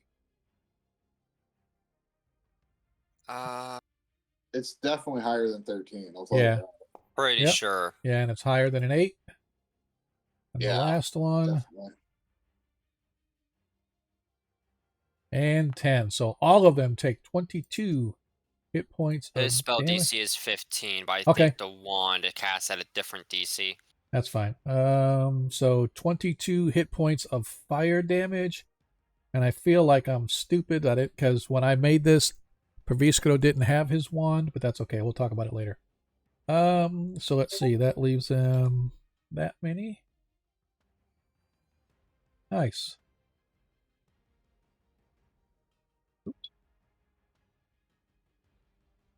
Okay, one more.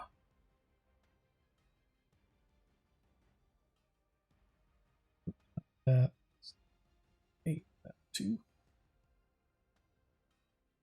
All right.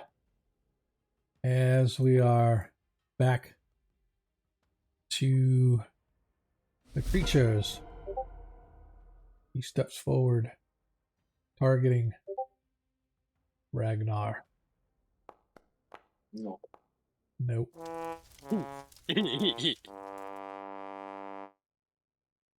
Hit! Yay! No. Damn it. No hit. No hit. Damn it. All right. This is why I have to pay attention to shot. All right. This one is taking one swing at Ragnar. We'll even things out. All right. Somebody got into the programming and said, hey, let's mess with the DM. The second swing is going after Pavisco.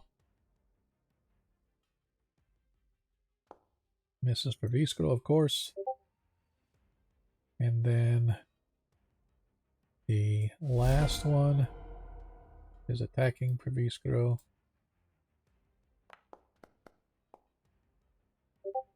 Hey, a 21. Why did it not? Oh yeah, it is. It's weird to say. Is it 20, time? 21 hits. Yeah, no, he wants to pop shield. Pop shield. Okay. Go ahead and use his reaction if he didn't already. Nilo, if you were watching. All right, thank you. As the second swing misses. All right. Ragnar, you are up. Now, the one that is facing you that you have targeted, you have advantage on the attack still, because it is fairy fired. Okay.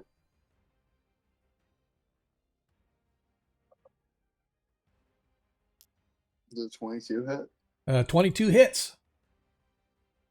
Good. I was starting to get worried. 12.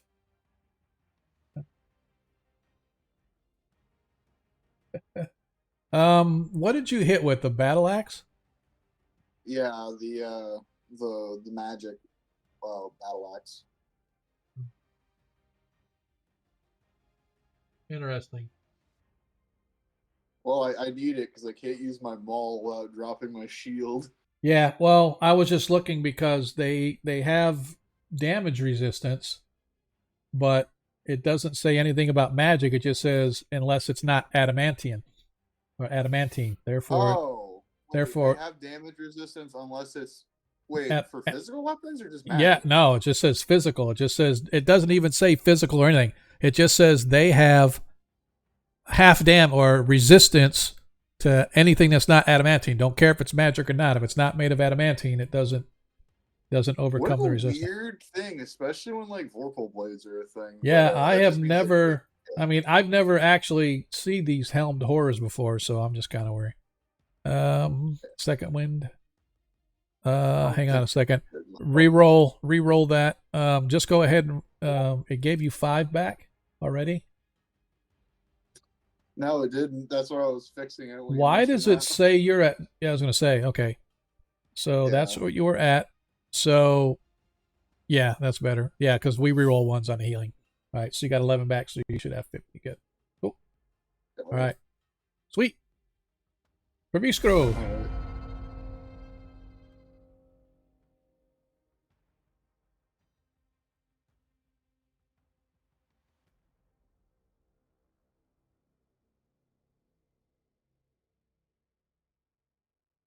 All right, placing it again.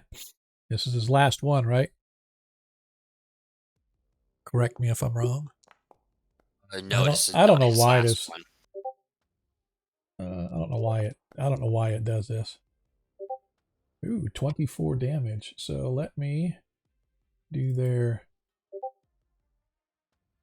attributes, dexterity, saving throw, normal 10. So this one suffers 24. As the fireball erupts, you hear crinking, and like it sounds like when like a building metal is heating up, and you hear all of a sudden the roof starts collapsing and the beams start creaking and groaning because the heat makes them weak and they start collapsing on themselves. That's what it sort of sounds like as the cavalry goes off, and whoosh, this roaring blast of heat flashes over the top of Perviscro and Ragnar, but doesn't quite get to him. But you can feel the blast of heat as it, like I said, another failed save, so another 24 off. Okay, and then last but not least. God, another. All right. So as I said, you hear this crinkling and stuff of metal as the heat begins to wear these down, and you watch as like some of their armor is melting, and their helms are melting, and their legs and stuff, and they're just sort of wobbling, but they're still standing tall. Looks like they can't stand the heat. Yep. All right. As this one swings at Ragnar and misses. Swings again. And hits Ragnar. Finally. For 7 hit points of damage. 3. Only 3 damage. Could have been worse. I could have went Bear Barbarian. Yep. I love Bear. Bear's fun. All right. A 23. His armor class should have been added 5 to that, right? So his armor class is a 23. No, he just rolled. No, he just He used a shield earlier. His round came up. So yeah, he just rolled for his yeah. So he is still gonna pop the shield though, despite the fact that I canceled it out by accident. Wait. I thought he had the shield up already. When you cast it, it doesn't go up and down. No, it only lasts for until his next turn. Was it? I thought it was a regular shield. It only lasts for 1 round, and it's been over 1 round since it last cast. I don't know why I was thinking that the shield spell lasted more than 1 round, but okay. Actually, that's gonna be other editions. Regardless, if he throws the shield up on this one, it's still going to hit because he rolled a 23. His armor class is 18. 18. Oh yeah, it's still hit anyway. It's still hit. Yeah. Okay. It appears it protects you until the start of your next turn. Okay, gotcha. Yeah. So it specifically starts your next turn. All right, so it was still, regardless, if it went away, it's still going to hit anyway. So he takes the 9 hit points. Yep. Of damage. All right, and now the second hit is going on Ragnar.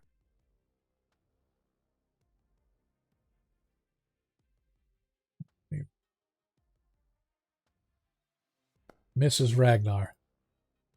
So that turn is done. And this one, both of the attacks are on Ragnar. Is there gaps in this armor?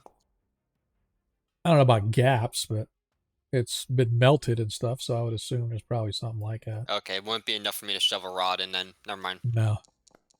I think I'm just gonna this is a night. this one. You're just gonna tank it, okay? Yeah, because it's only gonna count for 1 bit. 6 hit points of damage. All right. And untarget. Ragnar, you're up. You can do it, man. You can do it. I can do it.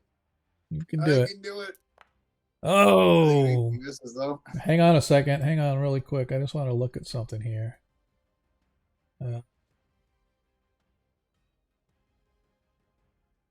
Don't forget, Ragnar, you have a nat 20 available to you if you want to use it. So does Pravisco. I do, but we're not that desperate yet. Okay. Okay.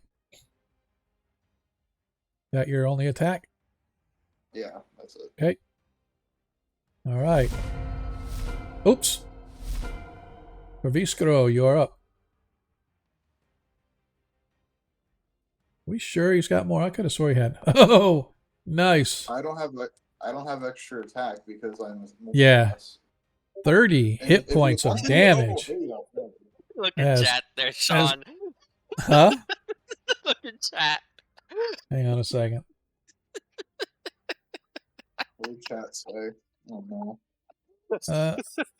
Breakthrough, yeah. Nice. Nicely done. All right. As the fireball goes off, woof, you guys look, seeing what's coming next. Suddenly, you find yourselves back in the crystal cavern that you guys started with.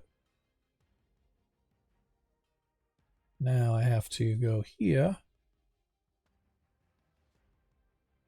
And here. This one will be much easier, I think. All right. Suddenly, Nilo. Ah, dang it. I did it again. I got to have the wrong. Still had Desmond on there and not Ethan. All right. So, Nilo, Ethan, Tarikas, as you guys step into that crystal grove or the glowing grove, suddenly everything disappears around you and immediate darkness envelops all of you as you find yourselves in some sort of a natural cavern, a small natural cavern, probably about 20 or 25 feet around. There's a solid stone pathway exit. But as you arrive, even before your eyes kind of get sensitized to the darkness, Nilo, you hear snorting and grunting. And as you look up, as soon as you enter, you see a massive minotaur charging your direction. Oh shit, now it's my turn to deal with a minotaur, huh? No, Spartan gets that one. And that is where we're going to stop until we're in with break. So we will pick this up. Oh, did you roll for the Eagle and Raldo too? Or what do you mean? When they got sent. Yes. Did you roll for them too? Okay, I did. okay. I did. And they actually went different. Well, I didn't. I originally wasn't going to. I was just going to have them go with you guys. I said, you know what? Let me go ahead and roll. And so they actually went to the third spot. So when I rolled them, they both went to the same spot. So anyway, we will be back shortly. We appreciate you guys that are out there hanging out with us tonight. We know that you can be anywhere on a Friday, but we're glad you're with us. Appreciate all the dice dropping out there too, man. Cardman, you, Agomran, especially for the cheer. Dude, man, feeling the love. But we'll be back in about 15 minutes. Let me get my timer set here. Did I close down? I sure did. So let me get my timer back up here and running. I don't know why I there we go. Let's go 15 minutes and we'll be back. So appreciate you guys hanging out with us. See you in a little bit. Who wins? Two familiars or the raid boss?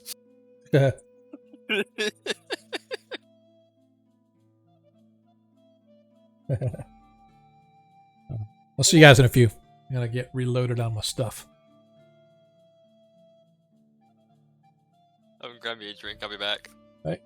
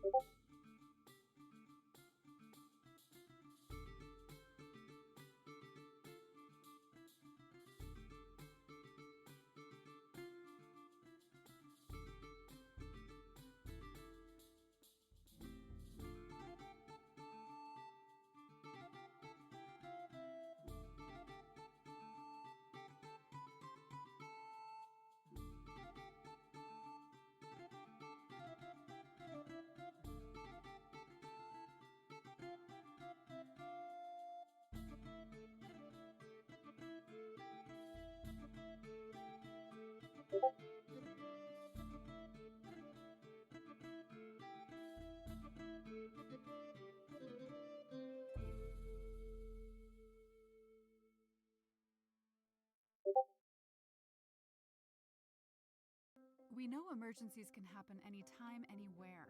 With 14 ER locations throughout Central Florida, Orlando Health is ready to provide expert care if you're facing one. And in the Narcoossee and Avalon areas, when you choose Orlando Health Emergency Room Randall Park, you'll find a place where chaos meets calm and uncertainty finds answers, giving you more reasons to choose well. To learn more about our high-quality emergency services in Orange County, visit orlandohealth.com/ER.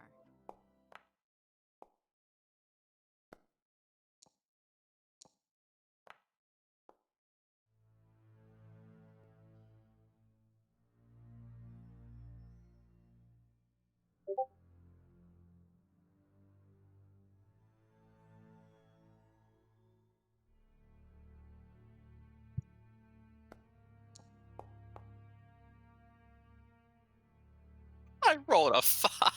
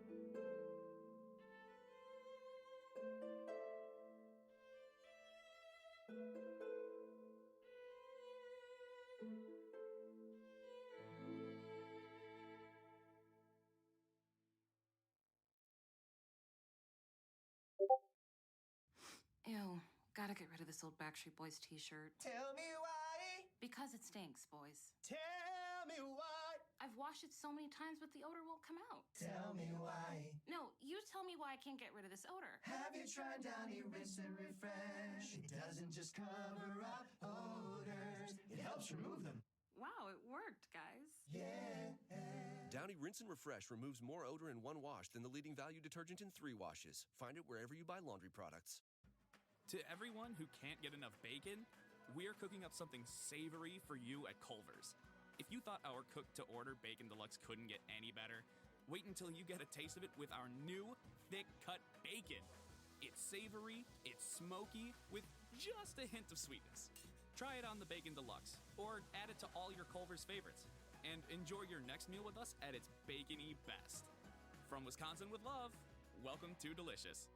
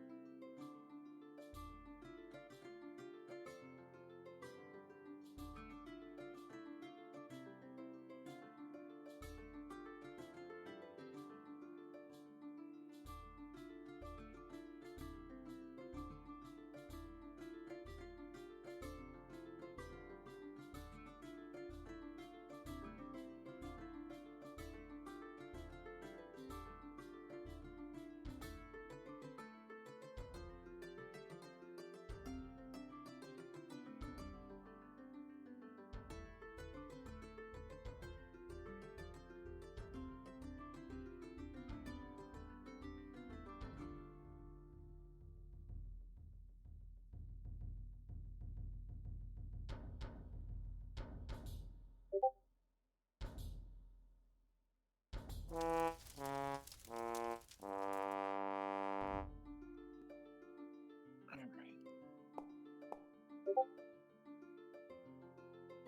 good. We all rolled poorly. Yeah, we did.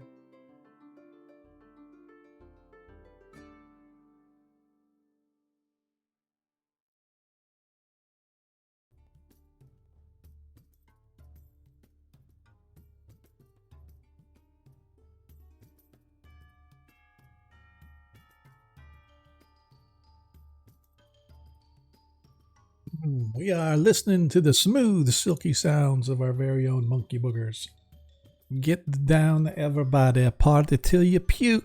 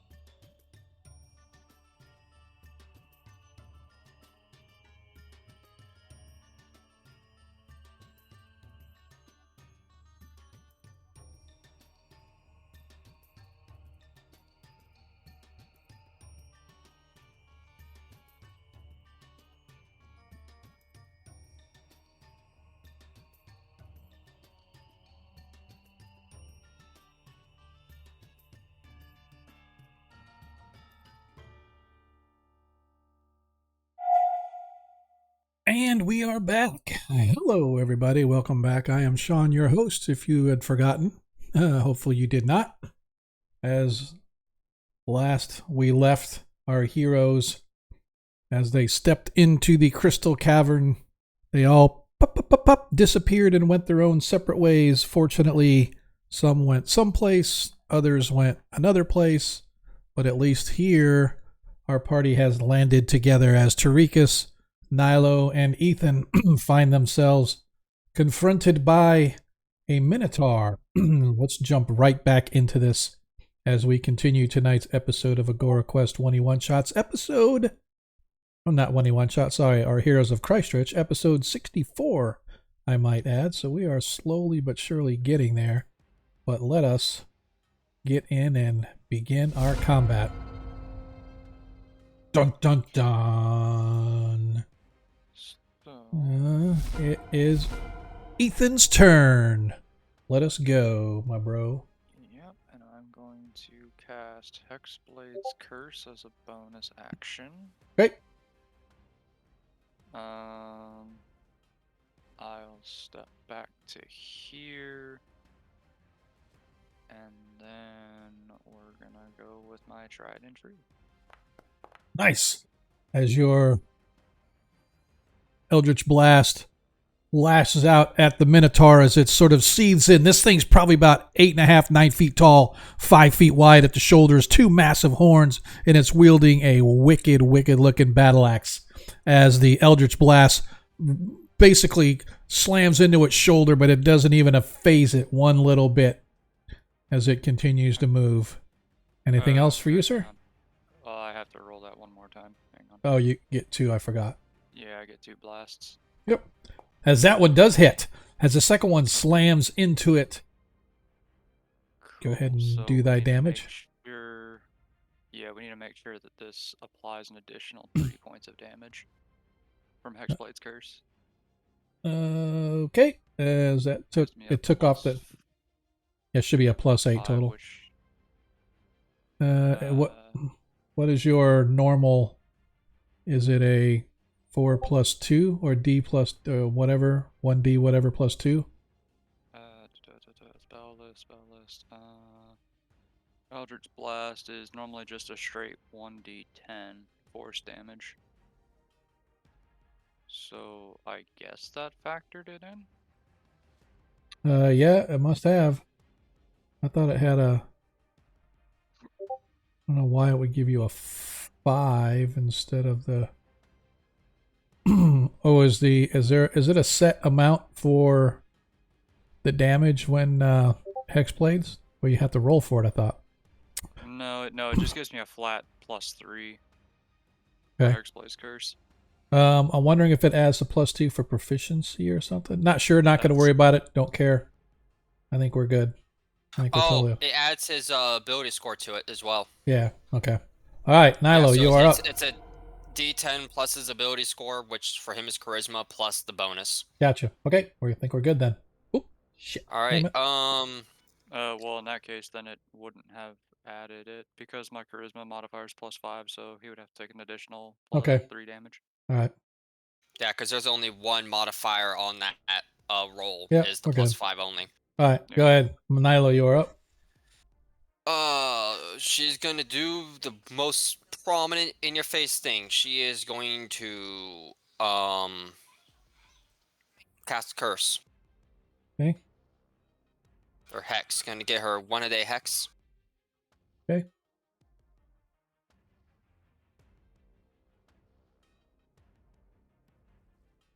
And then she is going to choose Strength.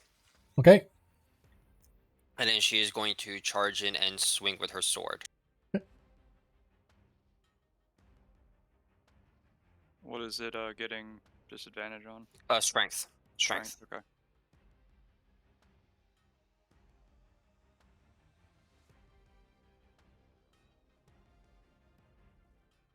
My bad. Dagger. Swing with her dagger. Why are you swinging with a dagger? As you Because miss. the dagger's better. Okay. All right. You slam into it, but it misses. As the 20 hits, go ahead and roll your damage. Dang, 9 hit points of damage. Nice. Nicely done. No, does it have any resistances to physical or necrotic? Because those are two separate pieces there. It's 2 necrotic and 7 pierce. No, it doesn't have any other additional. So it's just gonna be it's gonna be straight up. All right. All right. There we go. All right. As the Minotaur, it's going to move up here, a little bit further in, as it takes its first aim with its great axe. 25 hits Nilo. I have to let that. Yeah, I have to let that hit me. 11. I need you to give me a concentration saving throw, please. DC 10. As you fail, as your hex no longer. Do I have any advantages? I don't think I have any advantages stacked up on this, do I? No. Tarikas and Praviskro do. You do not. Nope. Do I really want to use my 20 here? No, I don't think. I don't think so. Okay. All right. I would love to keep that D6 damage, but I think it's not worth that. As it swings its head around in a mighty roar as it launches at Tarikas, but fortunately Tarikas manages to deflect.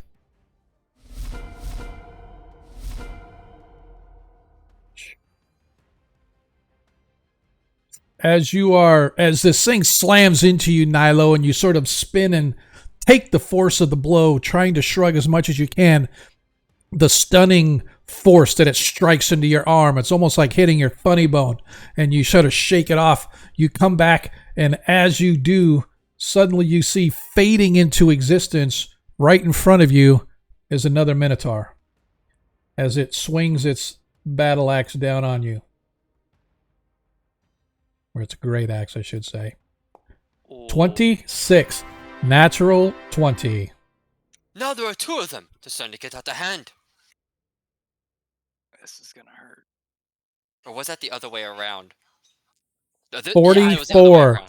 44 hit points of damage to Nilo as the second Minotaur slams on you as it comes back around with its gore.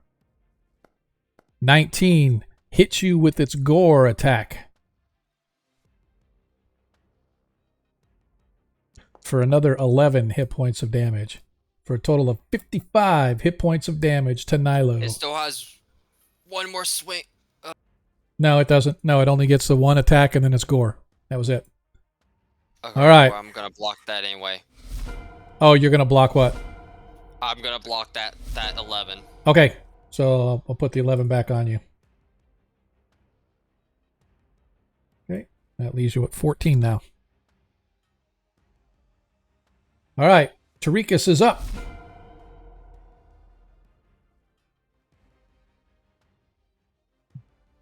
Oops, wrong one. What do we want to do with Tarikas? Seeing as how he is almost out of spells.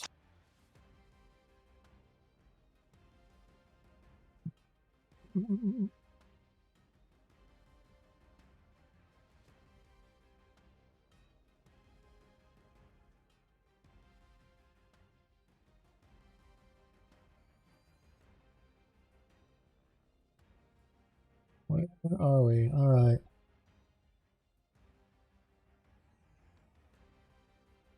All right.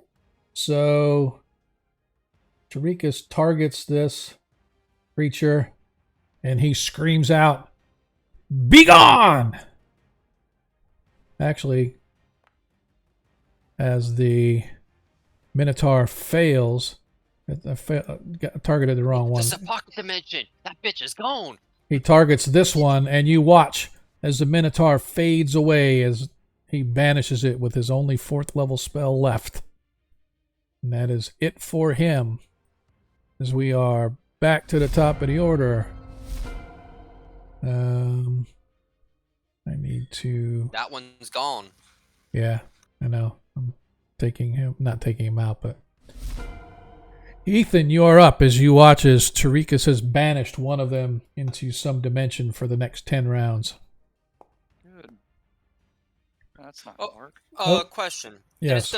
Is the banishment in 5e permanently temporary? No. Like it's always temporary, or is it if it's not on its native plane, is it permanent? So it actually, I was reading through that today, and my understanding is if you're on its own plane and you banish it to a pocket dimension. If it is on a plane other than its home plane, you banish it back to its home plane, but after a minute it comes back no matter where it went. So, presuming that this is not its home plane, that banishment is permanent. No, that's what I said. It comes back after a minute no matter what. The difference is where it goes. If this is not its home plane, he just banished it to its home plane. If this is its home plane, he just banished it to a pocket dimension. But no matter what, it always comes back to wherever it started. Oh, so even if it's being sent back to the home plane. Hang on. Maybe? I don't think so. Yeah, that's what I'm saying. It's a demi-plane. It's a pocket dimension. It shouldn't be its home plane. That was the point I was making. I think I'm missing a line. Maybe if it's permanent, if it's not on its native plane, and this should not be its native plane, I would think. You don't know if this is a pocket plane or not, but we'll just go with that. But I'll reread it just to make sure, but I'll take your word for it, Adam. All right. Yeah. First attack missed, Ethan.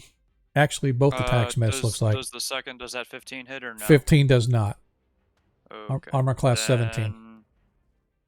Yeah, then I'm done. Okay. All right. Nilo Hundar.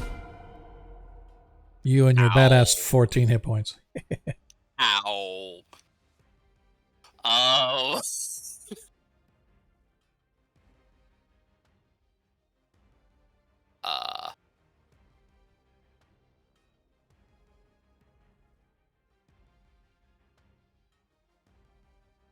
Come on, man. Gotta do something. Gulp, gulp, gulp, gulp, gulp, gulp. Okay. Spirit healing gone. I like it. I will not be able to take a full hit from that thing without using my ability. I'm more likely to survive with that much, though. Okay. All right. Let's make sure. All right. Good to go. Nothing else to do, right? Yeah, no, that's... I don't have anything else I can do. All right. Swings and misses Tarikas. Oops. Comes back with the gore attack and hits Tarikas with the gore. Yeah. Oops. Wrong one. As he saves. And the spell remains. Okay. As Tarikas targets it again. What has he got? I don't even know. I've never even seen him do anything with his weapons. He doesn't have anything. He has a mace Yeah, he has a mace that he uses on occasion, or Morningstar. He also has a spiritual weapon that he can summon, and that's what does most of the melee for him. That's what he's going to do. He is going to... Where's his spells? Does he even have any left? If he doesn't, he might still have the Toll the Dead. Yeah, oh no, he definitely has Toll the Dead. Spiritual weapon, does he have any second level spell? Yes, he does. So he is going to cast, as a bonus action, Spiritual Weapon.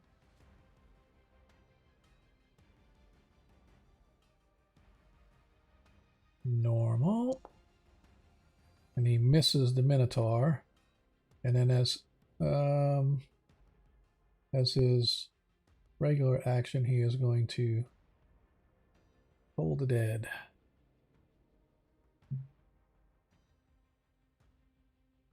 Damage. Normal. Minotaur made it saving throw, so no damage. Be a D12. Yep, I know. But it doesn't matter. Well, I forgot to do versatile. Yeah, you're correct. I did damn. But doesn't matter because the Minotaur made it saving throw, so it took no damage anyway. Oh, that's right. Told that is all or nothing. I forgot. Yep. Yeah, it's cantrip. Yep. All right. So let me deselect so I don't hit myself. As we go back to the top, Ethan, you're up. All right. Can I please? Oh, yes. Look at there. Oh, 23. That's going to be 26 with the +3 to damage. Okay. Nicely and that's done. My first blast. How about the second? Second blast hits. Just barely. Cool. Hey, just barely still that's hits. 12 damage. Yep. Yeah, let me go ahead and... Oops. Take that additional 3 off. All right. Nicely done. Nilo Hundar. All right. That hurt. I will swing twice.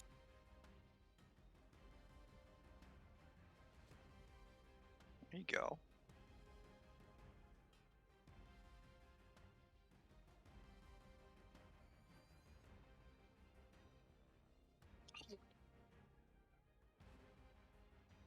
And yep, so the oops.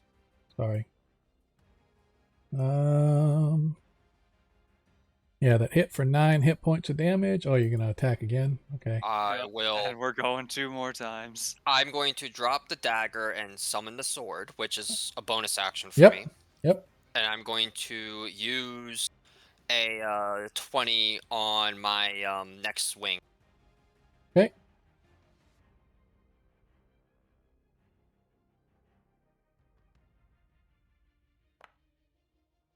$22 hits. And 26 doesn't matter with that amount of damage. Where'd the 16 come from? Because I'm an orc or half orc, I get bonus damage on the die. It gave, yeah, but it called it a critical hit, so it added an additional 16 hit points of damage. So, I have a feat that gives me an extra weapon die whenever I choose on a swing. Because it's a weapon die, it's doubled on the crit as well. I get 1 bonus crit for being. I got 1 bonus die for being an orc on a crit. Okay, well, what did you use your 20 because you rolled a hit? Yes. You hit with a 22. Oh, okay. That's what I was confused about. I was wondering why is it crit? I still had to roll to do the damage. Okay, what confused me was because I didn't know you were using the crit because you hit anyway, right? You didn't even need to use the crit. You would have done enough damage to kill it. It only had like about 8 hit points left, but you used your crit. Good to go. All right, I so didn't know that. No, I know you didn't. So when I'm looking at it, this says the banishment spell is not permanent if the target is native to the current plane. The target will return after 1 minute, or if the spellcaster loses concentration, ending the spell. If the target is native to another plane, they'll remain banished until the spell's concentration duration ends, which is still a minute, right? Because someone here says, I'm trying to look at somebody trying to like go through and demystify. If native to the current plane, no, the target will return after the 1 minute duration.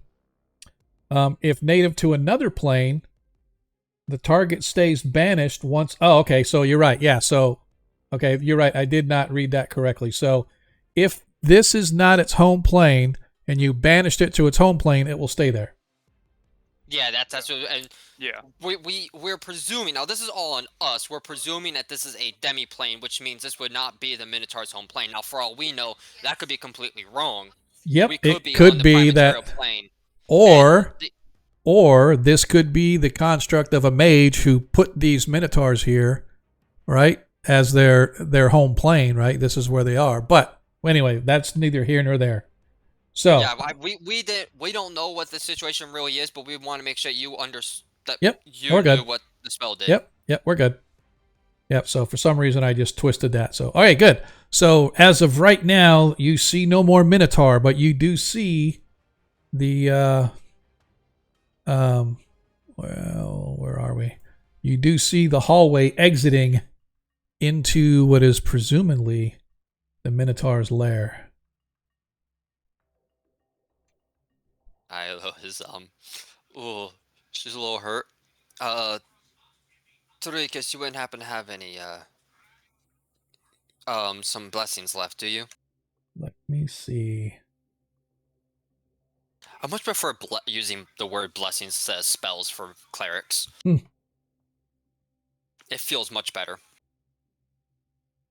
Are we still in initiative, Sean? No, we're not. Yes, no, you're not. You're technically you still are because you are in this place. So you will be in a quote unquote soft combat or initiative environment until you leave this plane. Because if you noticed, you took care of the Minotaur, but you guys are still here. So she'll take 14 hit points should have gotten back to Nilo. All right. Is that okay? Yeah. He only has 3 spell slots left. 3 first level spells, and that's it. We are still here. They were supposed to be here, or there's something else here. What do you think? Let's keep going, I say. Yes, let us get out of here.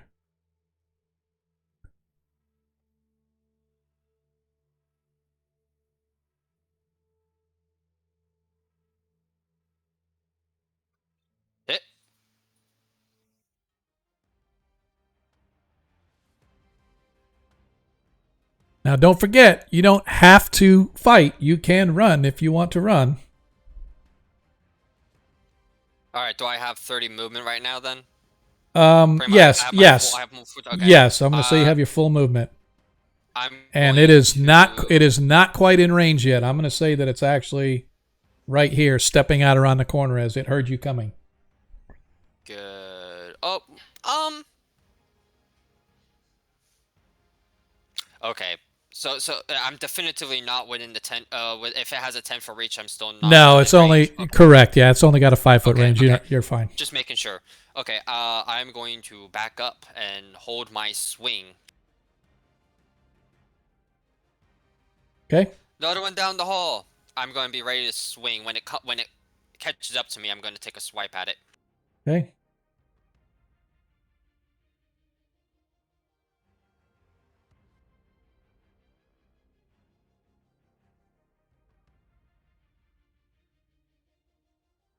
Okay.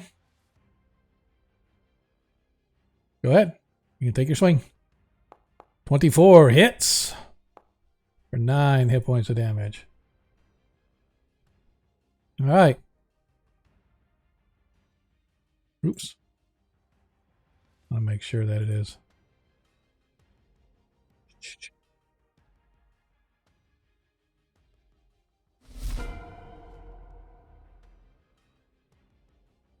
He is going to target with his usual. Toll the dead. But the Minotaur, with a 23 on its wisdom save, suffers no damage. Suffers no damage. Ha ha ha. As the Minotaur takes aim at Nilo.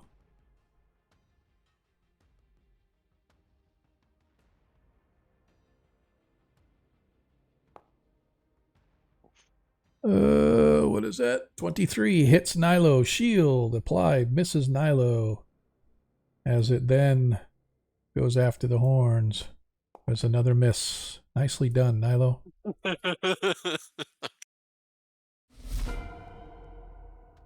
Ethan, you're up. Okay, so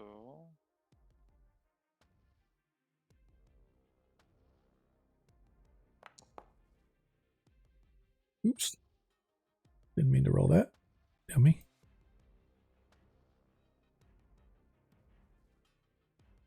okay.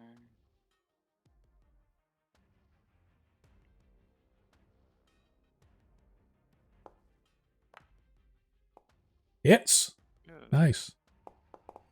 So that's okay, 15. on the Nicely first, done. Hits the second. 21 hits, 13 on the more. second. Nicely done. Nicely done. As both of your blasts boom, boom, pummel into it, blasting away bits of its flesh as it roars and grunts. Nilo, you are up.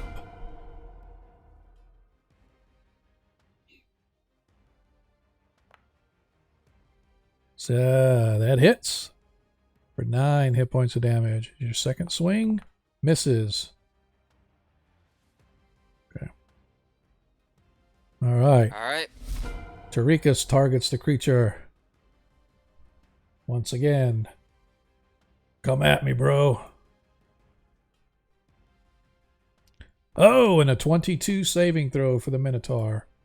No damage again. On a max level to Oops. dead. Targeting Nilo.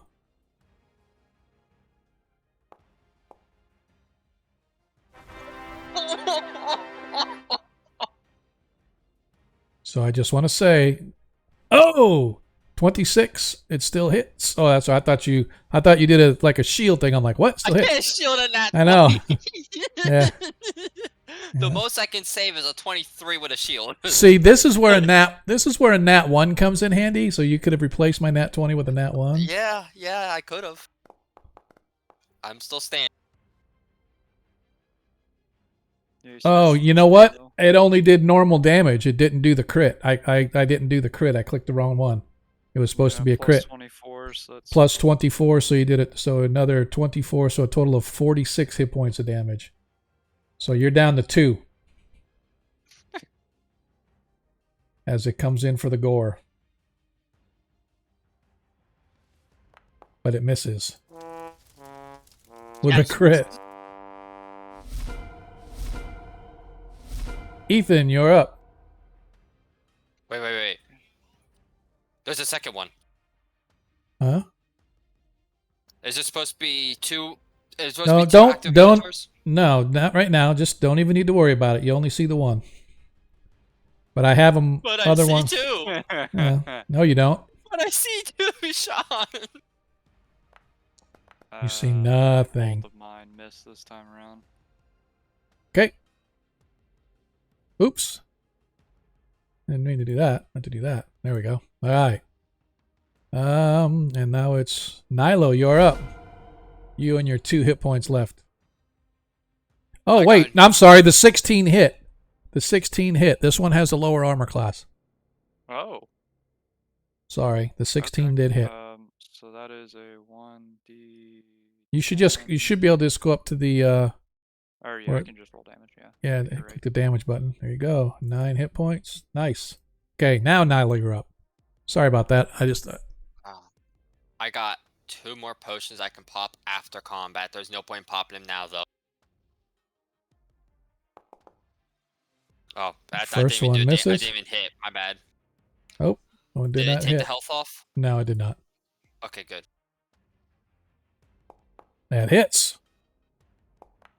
As you manage to slice through and take that one down.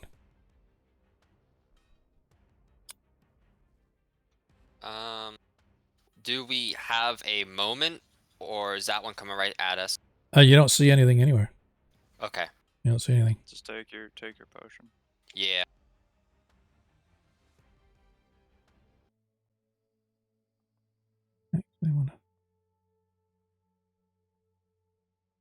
Sorry, I want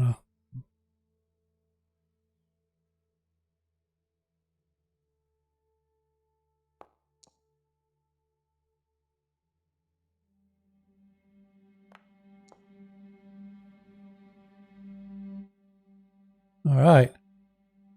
As Nilo is back up to a whopping 18 hit points. All right, where are we going? I don't know. It's up to Nilo. It's Nilo's turn. I can't move. How far are you guys gonna stay behind me? Probably 10 to 15 feet. All right. I wanted to avoid what happened before again. So we're assuming that we're walking at the same moment, or yeah. Sure. All right. I don't know why it's not letting me touch or do anything with my... This is irritating. I'll just do this. There we go. Okay.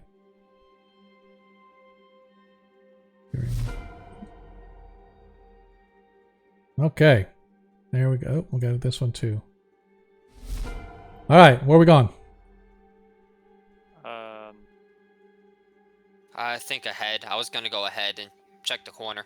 Down here? Yeah. No. Okay. Oh, you're going down there? Okay, then I will go right here and wait just so I have this line of sight. Okay. All right.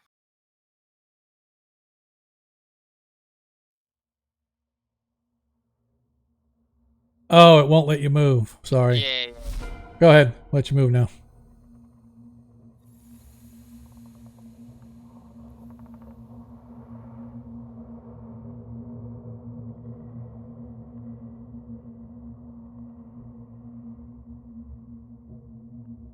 I'm gonna wait here for Tarikas. With a held action, if something comes around that corner, I'm gonna swing at.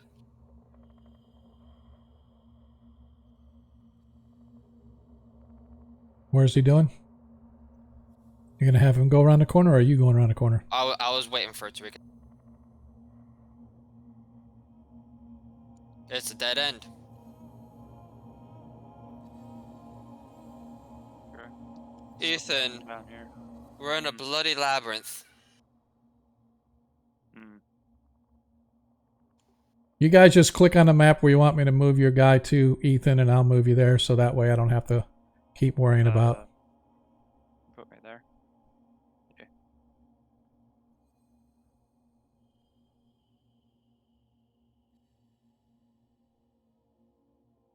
God damn it. It's really annoying. Okay.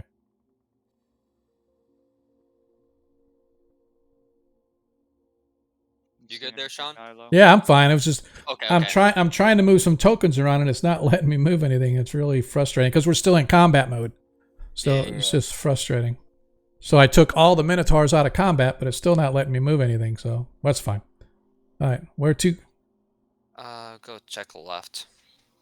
Okay. Yeah, just put me... Yeah, that's fine.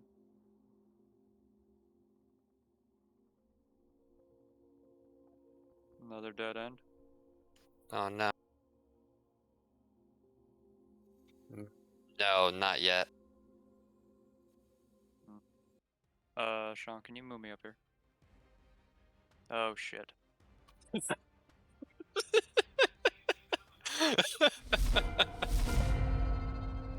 Huh. Well. Ethan, you're up. Oh. Do I hear shouting down the hall? Yes. Yeah, you're gonna hear shouting down the hall.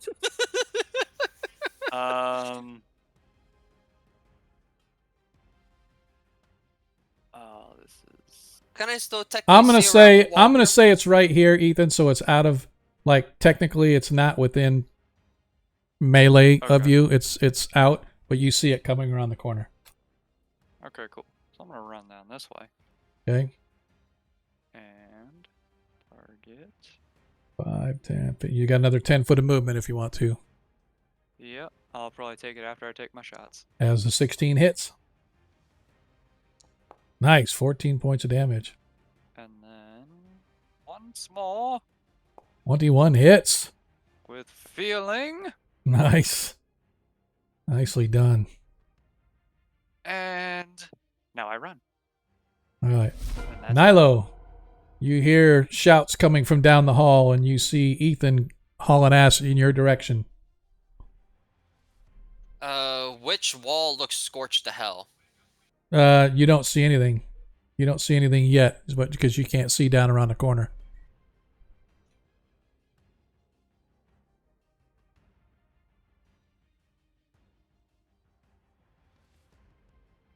As you get down there, you can just barely see coming around.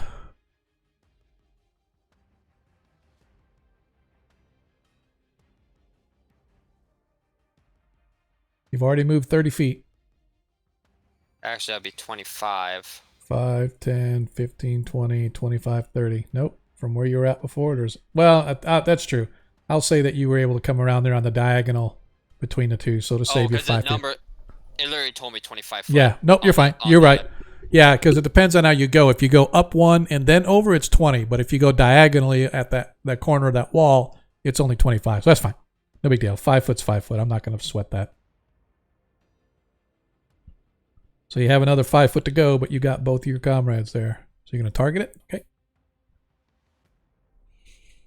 Nice. Hits the fire. Hits with a 14 firebolt. Oh, it hits with a 14? Hits with a 14. Okay.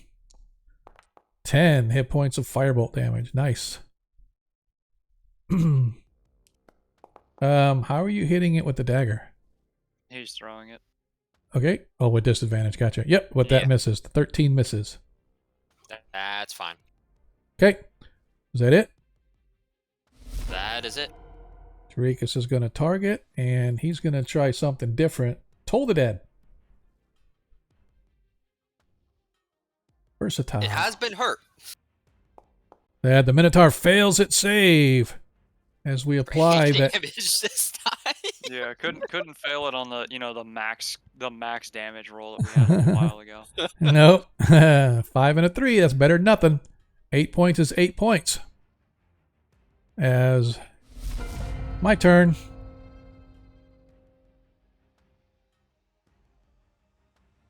I'll be fine. First attack is on Ethan.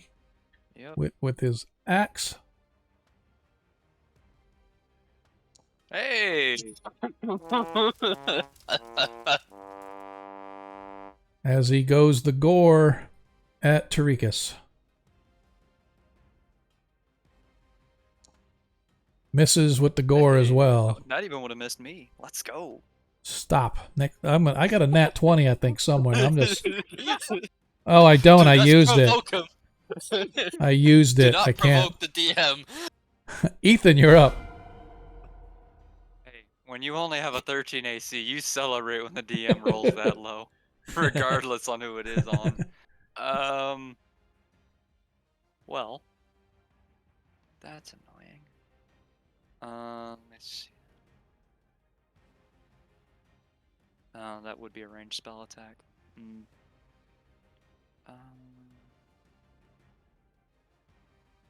Yeah. Okay, I guess I'm gonna have to burn my action to disengage. Stabbity stab it. Okay. Yeah, no.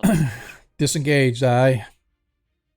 Nothing else? No, that's it from me. All right. I don't have anything else for bonus actions. Nilo Hundar. For the bonus action, I'm going to summon the dagger back to my hand and step forward and swipe at it. Okay.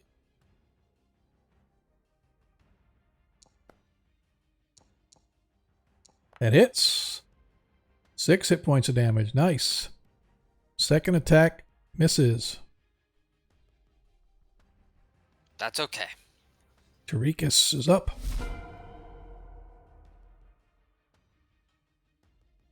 He is... Oops. Guess I should target.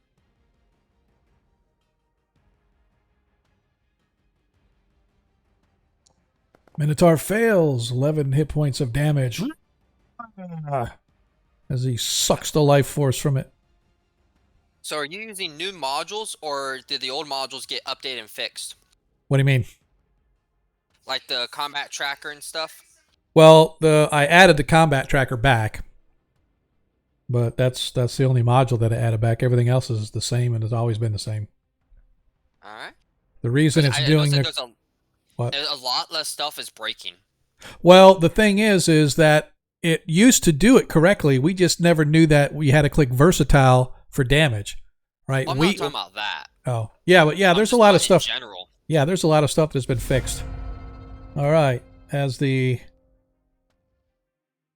great axe goes at the priest, and he misses, but he's going to target Nilo because Nilo's an old softy with his goring attack.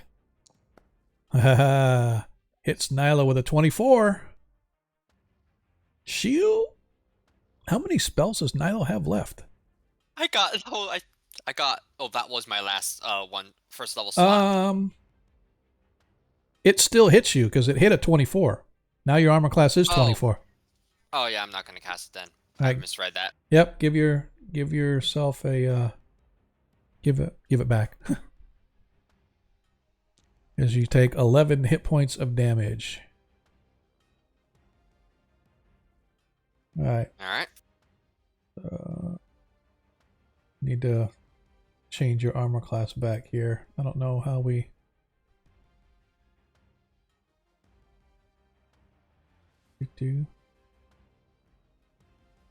Yeah, it's weird. It's giving you an armor class 24 still because it's like it's got the shield on you. I don't know how to undo the shield.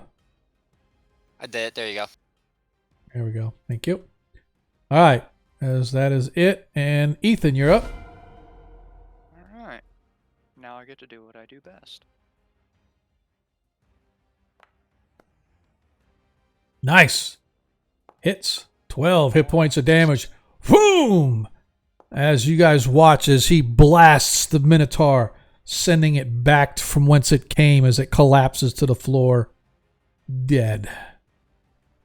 We really need to get out of here. I will move 30 feet here. Okay. Does all their gear disappear too? Yeah, they just boom, sort of, and then that. Well, no, I'll take it. They do. They don't really like blast away into nothingness. It's just boom, they collapse on the floor and they're dead and bleeding and bruised. It's just if you were anything else. So no, their great axes are still here. They're still wearing their sort of leather loincloths with straps around them, etc. Right? So they're still Minotaurs. Right. I'm gonna, if it's still breathe. I'm gonna coup de grace it real quick. Oh yeah, it's down. I'm gonna check to make sure it doesn't have any like potions or something on it. Okay, give me investigation.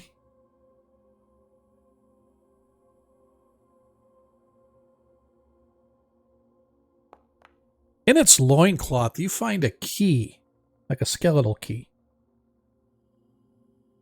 Well, that's useful. I'm gonna pocket the key. No potions. I got a key though. The axe is too big for me to carry, so it's no use. No doors, right? We haven't found a door yet. No, but we're probably gonna need that key. Alright, there would look like there was a path farther over there, but I don't know if it dead ends. You want to keep going that way, or go back the way this thing came? Let's cover all of our bases. Let's check that first.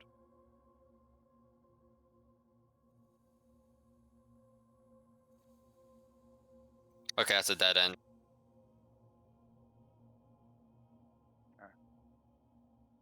How about we follow where it came from? Alright. It came from that corner. As you come around, you hear a snorting sound coming from the south. As you see the massive Minotaur that originally greeted you guys has been returned from the plane from which it was banished. And it sees you, and it just sort of snorts and roars a challenge. Either we're on the Primaterium plane, or that thing's a construct. Whichever. What do we want to do? Do we want to attack it, or do we want to try to run and go somewhere? Let's gate it back into this hallway. Do what now? Yeah, Yeah, I'm just gonna kind of stand behind Nilo. No. Back the way you came. Back the way you came. But back to the left. I'm Oh, gonna back. go. Yeah. We're gonna funnel it down to this hallway because we know there's nothing else at our backs here. Okay. Okay. So This point. Then I will.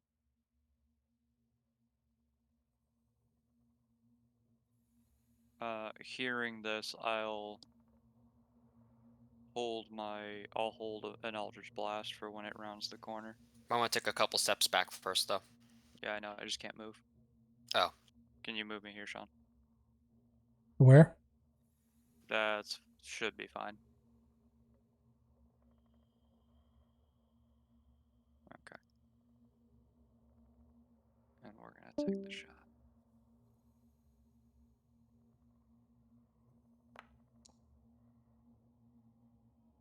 Solve 20 should hit.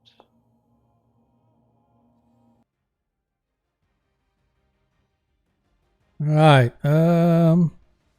Nilo, what were you hitting with? Oh, never mind. I was trying to throw my dagger, but I missed. All right. 16 hits. 16, Actually, it yeah. shouldn't. No, 16 does not hit, but that's fine. I don't know why its armor class was supposed to be what it was, but for some reason it deferred it back to the original. So anyway, I'll let that one go. But from now on, it's gonna have to be a 17 or higher, just so you know. Okay, That's fine. So that's a total of 23 damage. Yep. From me. Yep. All right. Cool. Okay, where are we now? Make sure that the Minotaur's in there. Let me roll. All right. I need to remove that one. All right. Comes at Nilo.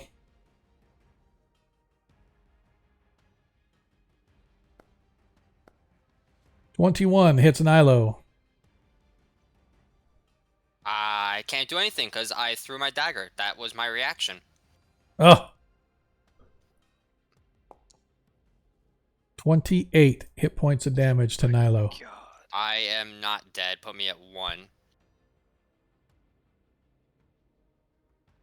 Oh, you have the orc. Did you roll it? Your con? Well, because I was dead, so it wouldn't actually let me use it. Oh, okay. Gotcha. Oh, I think this is the first time Ethan would have seen that. Yeah. Yeah, this blow should have killed her and she stood back up. All right. Very hardy. All right. And Actually, now as more you like stand sturdy. back up, it comes in with the gore attack. 19 hits. Now I'm down. I always 11. love these where it's like 11 I'm not hit points dead, of and damage. then it gets hit, and he's like, oh. Yep. All right. Well, it was I drop and I get hit for 2 death saves, or I drop and I stand back up, get hit again. Ethan, you're up. I get it. All right. I'm almost out of these. That misses. And that misses. God damn it. Okay. And then I'm gonna just. Why can't I? There we go. And we're gonna back up. All right. Nilo, give me a death save, please.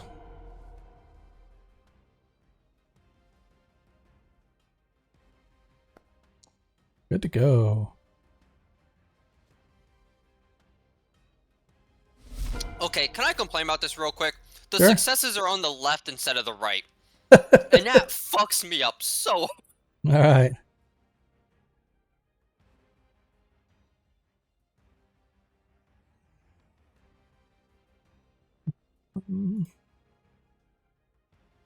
As a Minotaur fails and suffers the damage. And Oh, quit failing on the low. I know. As he... Oops. I forgot I wanted to do this beforehand, but...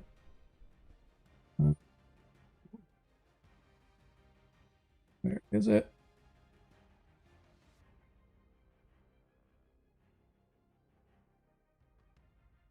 Oh, it's the second level. That's why I'm looking at the...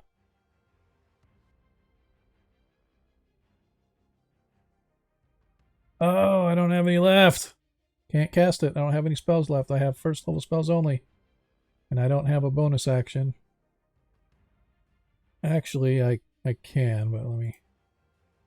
well, it's not a bonus action. I want to look at something.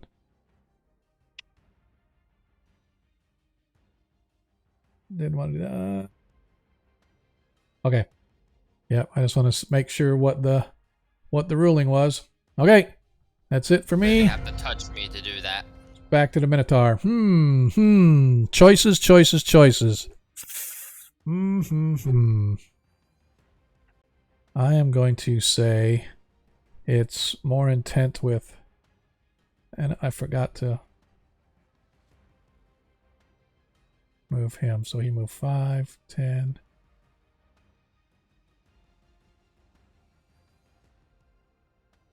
Oh, he's just in range of Ethan. Oh boy. If Ethan would have gone 30 feet instead of 20 feet, he would have been out of range. He'd be okay. Hello and welcome. Hello. 25. That Let me hits. take my bandwidth back here real quick. 22 hit points of damage to Ethan. Okay. And his gore attack misses. Misses, thank God. Okay. All right, Ethan, you are up. Alright, cool. Let me hang on, I need to check a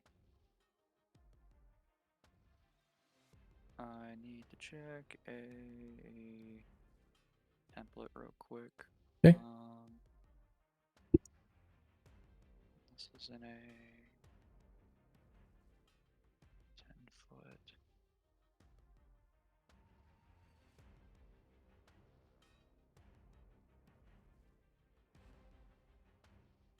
Okay. Okay. Alright, cool. That's all I needed to know. All right. I don't know how to get rid of it, but Oh, I'll get rid of it.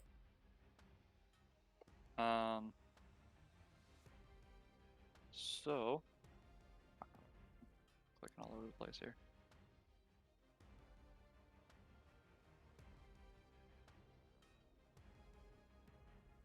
There we go. So he needs to make a DC 15 dex save.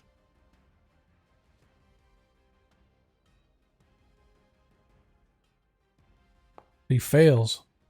Okay, cool. So he's gonna take 14 points of force damage. Nice.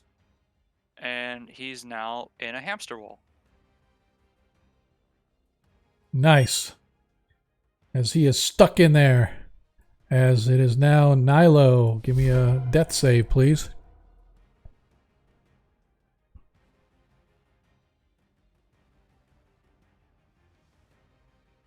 Is that a... Ooh. Yep. I think it's a pass. Oh, Yeah, 10 or higher. 10 or higher,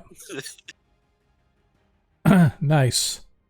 As Tarikas, he can't target it because no spells can go through it, right? No, he can't do anything, but he can push it. So he can, because it only, like, even the sphere only weighs, I think, like 1 pound or something. So he is going to Milo or something. Don't roll me. Don't roll it over me. No, it's weightless, so they and I should have noted from the beginning that as you look at the walls, there's no ceiling. The walls go forever as far as you can see. Oh, this is a real labyrinth. Oh. I mean, straight up as far as you can see, but he sort of picks it up and moves it out over you.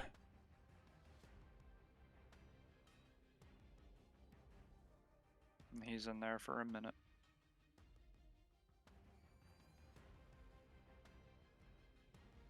I think he's got like one. Yep, one first Spirit level. of Dying put me at 1? No, no, he's not doing Spirit of Dying.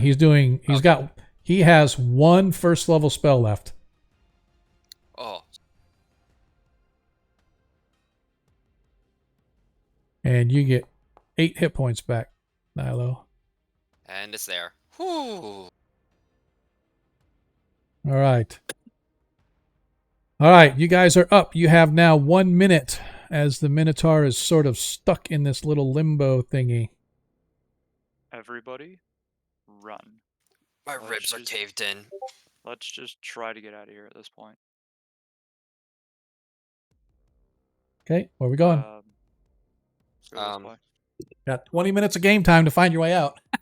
I don't know why it's not letting me pin. Oh, it's on Dorikas. I'm gonna do this just because. I should still be able to. Yeah, just let me. There, now everybody can move themselves. I know why. I'm stupid. That's why. Yeah, you placed a template. Yeah, because I realized I was still in template mode. Alright, let's just.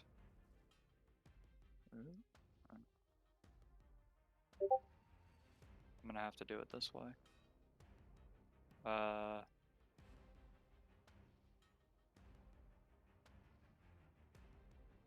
asshole. Is there anything down there?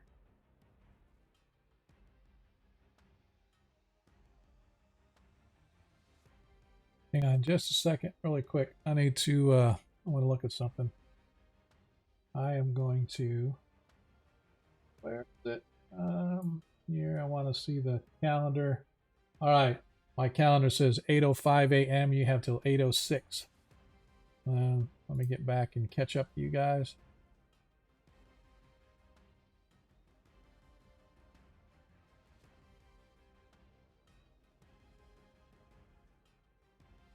We're still assuming that we're either like 5 to 10 foot apart from one another as we're moving.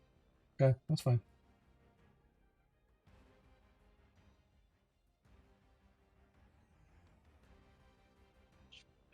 All right, I'm gonna check this. Move.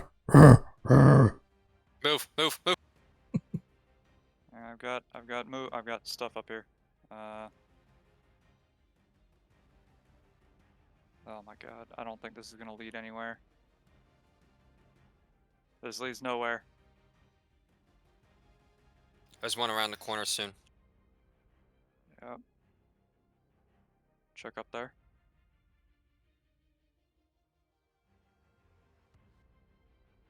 Okay. It's a loop around. Whichever route that I think we can play loop with the Minotaur here. Well, guess what? I'm gonna use my reaction. Okay. I don't have a lot of these left. I'm almost out, actually. As you hit, oh the crit. Nice, 21 damage. Make sure it took off. It did. And the second. Oh, almost another Still crit. Hits. Another 15. Nice. 15. As the creature roars and goes stomping after you. Ah, fuck. You better run. Oh, okay. I didn't realize that was. Yeah, okay. no, you still have movement left. Oh, what is happening? Oh god, what is happening? Just come down. No, my token looks weird. That's all. Like it has like 2 tokens now, and I don't. Follow the clanking metal. There we go.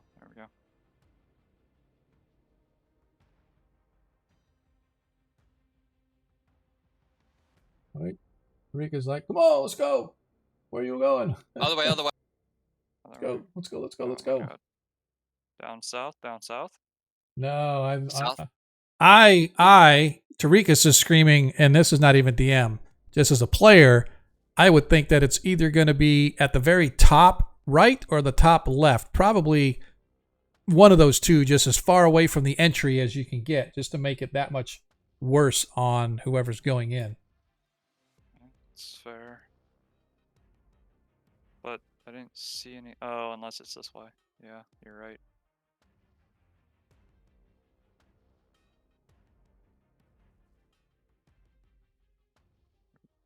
I see one coming. Just run.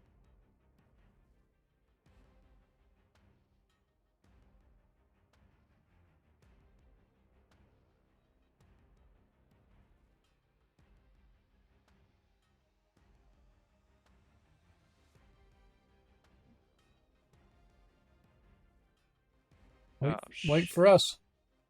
Nyla, wait for us.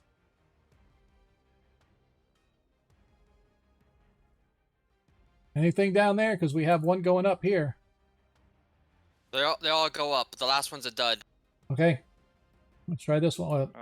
Nilo, check. Okay, we'll get it. I guess we're here. I was gonna say, just pick one and go at this point. I've got a long hallway. I see a room. Or more heading south. I got a bad feeling about this. This is dead end. Dead end. Not this one. Ah, shit. Alright. Is he right there? Yep. Got the exit, got the exit. Great. As you miss. That doesn't hit. That doesn't hit either. Great. Now I run. I'm gonna hold the corner with my dagger with a cantrip ready. Hang on a sec. Sorry, I wasn't. I was kind of trying to do two maps at once here. Sorry for those who are watching the stream where they got off on there. Before we go too much further, you were in range of it when you were like right here. Yeah, I had a feeling. As it's going to swing its gore at you. And it hits you with its gore attack. Okay. For 35 damage. No, just kidding. 16 hit points of damage. But you do manage to get where you can run. So that's enough. Run. As you guys do see, there is a door there. It's just it's a plain old wooden door. I'm just gonna try pulling it open. Magic missile hit. Okay. Soon as that would have been 9 damage. All right. Blasting into it, you knock it backwards as it sort of roars. You manage to grab a hold of the door, Ethan. As soon as you open that door, whoosh, there is this sort of swirling mist that coalesces around you. And you guys all find yourselves back in the chamber where you originally stepped into.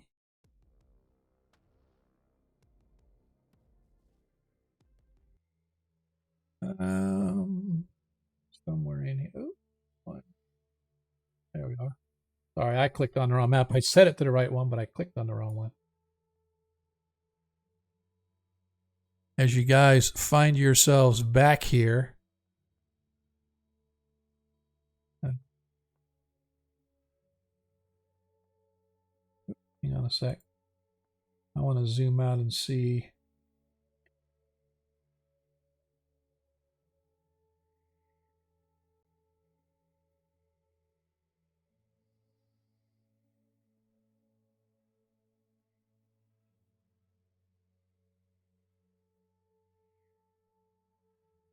As both of your familiars are here as well, as you find yourselves back in the crystal caverns, I guess that's what we'll call them. You're back in the crystal cavern. They passed the test. Oh, hey, how's it going? As you ask this question, as you see Ethan profusely bleeding from multiple places. Oh yeah, that looks really shitty. Hold on. No. I was gonna say, I think all of us got out of that way worse than y'all did, but Dialo is like her breathing is labored and raspy. Her shield arm is hanging limply. all right. Let's and Tarikas has no spell slots available at all. Yeah. Okay. So let's go to the another room, and we'll take a little rest. Okay. We'll take a look at those wounds and see if we can patch them up a bit. Yeah, let's get my eagle's gone, right? No, she's back. They both came back. Oh, my eagle's back. Okay, yes. Look at that. Yeah, they managed, whatever they did, they managed to make it through that entire test unscathed. Pavisco's going to look at his eagle stats later. How did you get to level 20 so quickly? Did you fell a god? The familiar, what took the path of what? All right, I'm going to put it here.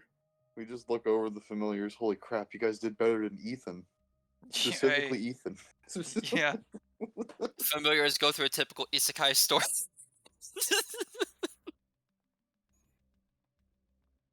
So what can you do? Nothing. We're not allowed to do anything. I'm going to put the dome up in right here. Okay. And how many cantrips do I have left? Let's see. Looks like I have 6. So I'm going to distribute 1, 2, 3 cure wounds while we take a short rest, if that's good. Okay. All right. Who needs healing? I think Everybody. mostly Nilo and I. Yeah. All right. Let's see. Ethan is at 14. And I'm at 8 with no relentless endurance and Mr. no Beast. more potions. So Yeah. so this one right here is going to go to Nilo. So you're going to get 7. I'm going to give this one to Ethan. And I'll give this last one again to Nilo. That's fine. I can use hit dice from there. Yep. All right. So there's your healing spells. All right. We're going to take a short or a long rest? I'm content to do either. If you all want to long rest, we can long rest. If you want to start rest, we can start rest.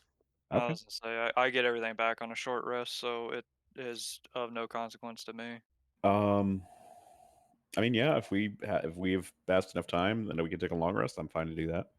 Yeah, I'm going to say at least 4 hours has gone since you guys have last taken your rest, because the last time you took it was after you fought the demons up in the chamber up top, and then you fought the gargoyles after that, and then you've done a bunch of searching and poking around and stuff. So and then the slot. the slot, and then we took the grand tour of the bottom of the hex.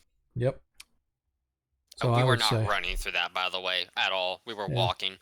Yeah. So I would say you definitely have enough time to take a long rest if you want. All right, let's do it. Yeah, that's fine. And just remember, long rest in here does not give you all of your hit points back. So if it tries to give you hit points back, how many do we get? Remember, let's see. For you guys, I think I always forget the actual. For long rest, you can recover hit points equal to half their hit dice rounded up. So if you're, what level, you guys? So level 7, we would get. So level 7, you would get 4 back. So you can use 4 hit dice to get hit points back. Okay, yeah, we can use them to get hit points back. How many of our hit dice do we get back? Oh, on the long rest, I'm gonna say you get them all back, right? So it's a long rest. It's kind of one of those weird things, right? You can use up to a maximum of 4, right? Let's say you've used them on short rests or whatever, and then you take a long rest. You can use up to 4 if you have them available. But just like a regular long rest, when all is said and done, you'll get all your hit dice back available to you. Does that make sense? Does that make sense? Yeah. All right. So select hit dice to roll. I think that Minotaur cracked a rib. For some reason, I think that Tar cracked a rib or 4. Yeah, it's not letting me. It says I can do.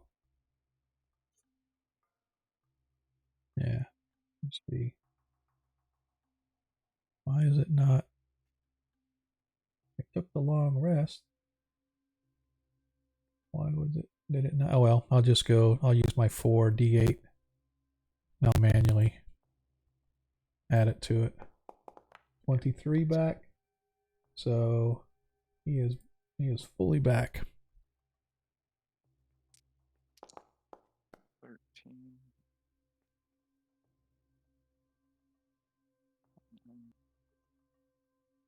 Long rest. I'm gonna roll for my ones.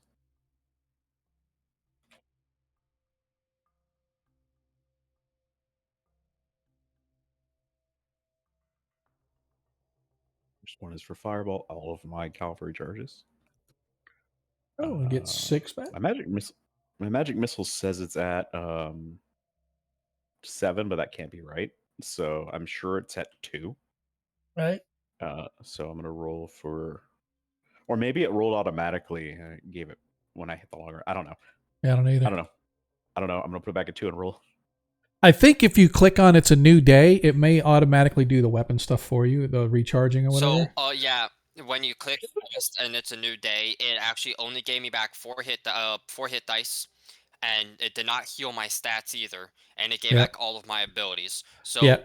whatever he coded that module for, it works exactly the way he wants it to. Yeah. Well, and that's what I'm saying is the hit dice. This isn't a module. This is built into the system where you set your hit dice and stuff like that. But it's supposed to. Ours is sort of a hybrid but I'll make sure everybody gets all their hit dice back. Don't worry about that. If you don't have your max hit points right now, you can roll 4 hit dice to get hit points back to see where you're at. So.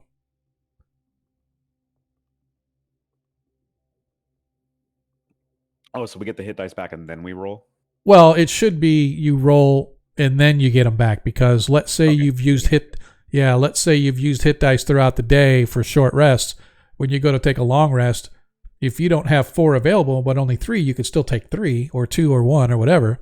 But at the end, it should put all your hit dice back. If it doesn't, I'll make sure that all your hit dice are reset.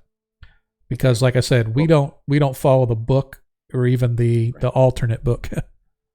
Right. I'm just making sure that for this long rest, I rolled 4 hit dice to heal. Yep. And I got 4 back because it was a long rest. So I got 7 hit dice, full health. Yep. Okay. Ethan, did you take yours? Yeah, I rolled 4.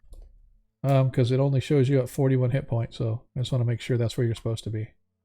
Yeah, I rolled a 13 plus my con mod. Okay, perfect. Yep, and Ragnar got his 13 back.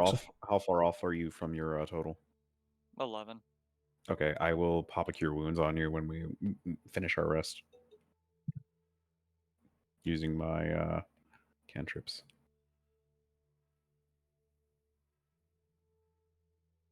Yeah, looking 7 out of 7. Nilo. I'm gonna try to like cast the spell like this way. See if it works. Boop. Boop. Boop. All right. Yeah, Nilo, you're back to your 7 hit die. Ragnar's at his 7. I will not be back at 7. I'm 1 short. Why? Because I had 2 when I rested. We only get 4 back. No, you get all of them back on a long rest. Oh, okay. But I can only use up to 4. Yeah, you can only use up to 4. If you only had 2 left, then you could only use those 2. But at the end of the long rest, you get them all back. You just can't use them back. Like, I did a long rest. I did a long rest. I only had 2, so I used those 2. At the end of the long rest, I get my 7 hit die back. Now I'm going to use those 2. You can't do that. You've already used them for that long rest, right? So I just want to make sure that at the bottom line at the end, everybody should be at whatever hit points they're at, but maximum hit dice. All your abilities should be back. And it looks like Nilo and Ethan are Ethan's back max now, looks like. So it looks like the only one down now, hit points wise, is Nilo, and she's down 15. So I think everybody else. And I think Rib is still broke. Yeah, Tarikas is going to cast a Cure Wounds on you to at least get you something back. And you get 10 back. 5 short. Oh, okay. Now it's just fractured. That should be good. I'll fix your rib. Yeah, some mending. All right. Hey, a bone is an object. Yeah, mending. Yeah. Only the thing that owns it is dead. Yeah, this is true. It currently is an intended object. All right. With that being said, gents, didn't get quite as far as I wanted to again because you guys decided to go sidetracking and plane hopping, but that's okay. I think it was definitely at least interesting, if not fun. Ooh, do I still have the key? Yes. But I'm going to tell you, just metagaming, it's not going to do you any good because the chest that had all their treasure in it is back on that plane. So, well, I guess we got to jump back through the portal until we get to the Minotaur room. No. Oh, by the way, if we all hold hands, we'll end up together. Not Tarikas. Pavisco. A banishment spell Tarikas cast was only temporary on the Minotaurs there. Okay. Usually a banishment sends something back to its home plane, and last I checked, we're on a demi-plane, potentially. With the witch's powerful as it would rumored to be, it's possible that they may have bred the Minotaurs there, or that it could have been a plane other than the prime material plane that possessed a population of Minotaurs somewhere. Long story short, that's where they live. It's their place. It's where that's their plane, and banishment won't work there. All right. It's an oddity. Is the main focus. Yep. It's fine. And with that, my gents, that is where we are going to end tonight's session. Hopefully, it was entertaining for you as it was for me. I thought it was entertaining anyway. I don't know about you guys specifically, but it was fun, man. It was good. So I appreciate you guys hanging out with us. We're going to bounce over to change channels here. So have a good night, you guys. Hey, I appreciate you coming in late though it was. Hopefully work wasn't too bad. Yeah, it wasn't too bad. I felt like I actually kind of really got to play. Like I was calling shots and stuff, so that felt good. Yep. So, Anyway, y'all have a good night. All right, man. We appreciate it. Take care. And I do apologize. I have not been watching the chat channel at all. I've been so swept up here. That's the one thing I wish I was better at, is following along in chat. But I think if I get a third monitor and put it like right up here on top of these two, and that'll be where the chat is, and I can see that all the time. But yeah, I do apologize, folks. I think what I'll probably end up doing is, because I can pop the chat out of OBS, man. Maybe I'll just put it over on my other screen over here, so it'll always be in my face when I see what's going on. So I've seen a couple setups where they get like a really small, odd size screen that's like specifically sized for chat and just sits off to the side there and is only displaying chat. Yeah, and that's what I'm saying is on OBS, that's what I've got, right? It's got a little chat thing. It doesn't look like Twitch is or anything, but inside OBS, it's just a pop-out panel, right? And so if you look at my screen, I've got my main screen here for my DM stuff, and on the right-hand side is the screen where the player's view is, or the stream's view is, but I can just put this like right on this screen, and because I'm always looking at the game screen, and that's always clear. So because I have to, because if I put anything on this screen, then if let's say I have a picture or an image that I've popped up on my local machine and it covers the monitor, it'll actually stop the VTT from moving the tokens around. And then when you're watching the stream, we're doing all this stuff and the tokens are all in the same place. As soon as I move that document or move whatever it is that's covering the stream view, suddenly all the tokens go and catch up to where they're at. And it's just I always forget. So I learned this monitor will never have anything on it except for the stream view. So that way the stream view is always moving along with what we're doing and I'm not interfering with it. But I could put this little chat overlay on it. Wouldn't be no big deal. But so yeah, I know. I was looking, it's like they had to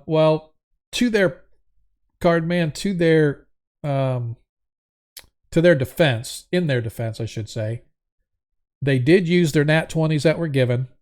The only ones that had nat 20s left were Pravisco and Ragnar, and they managed to take out the Helm Whores with the fireball.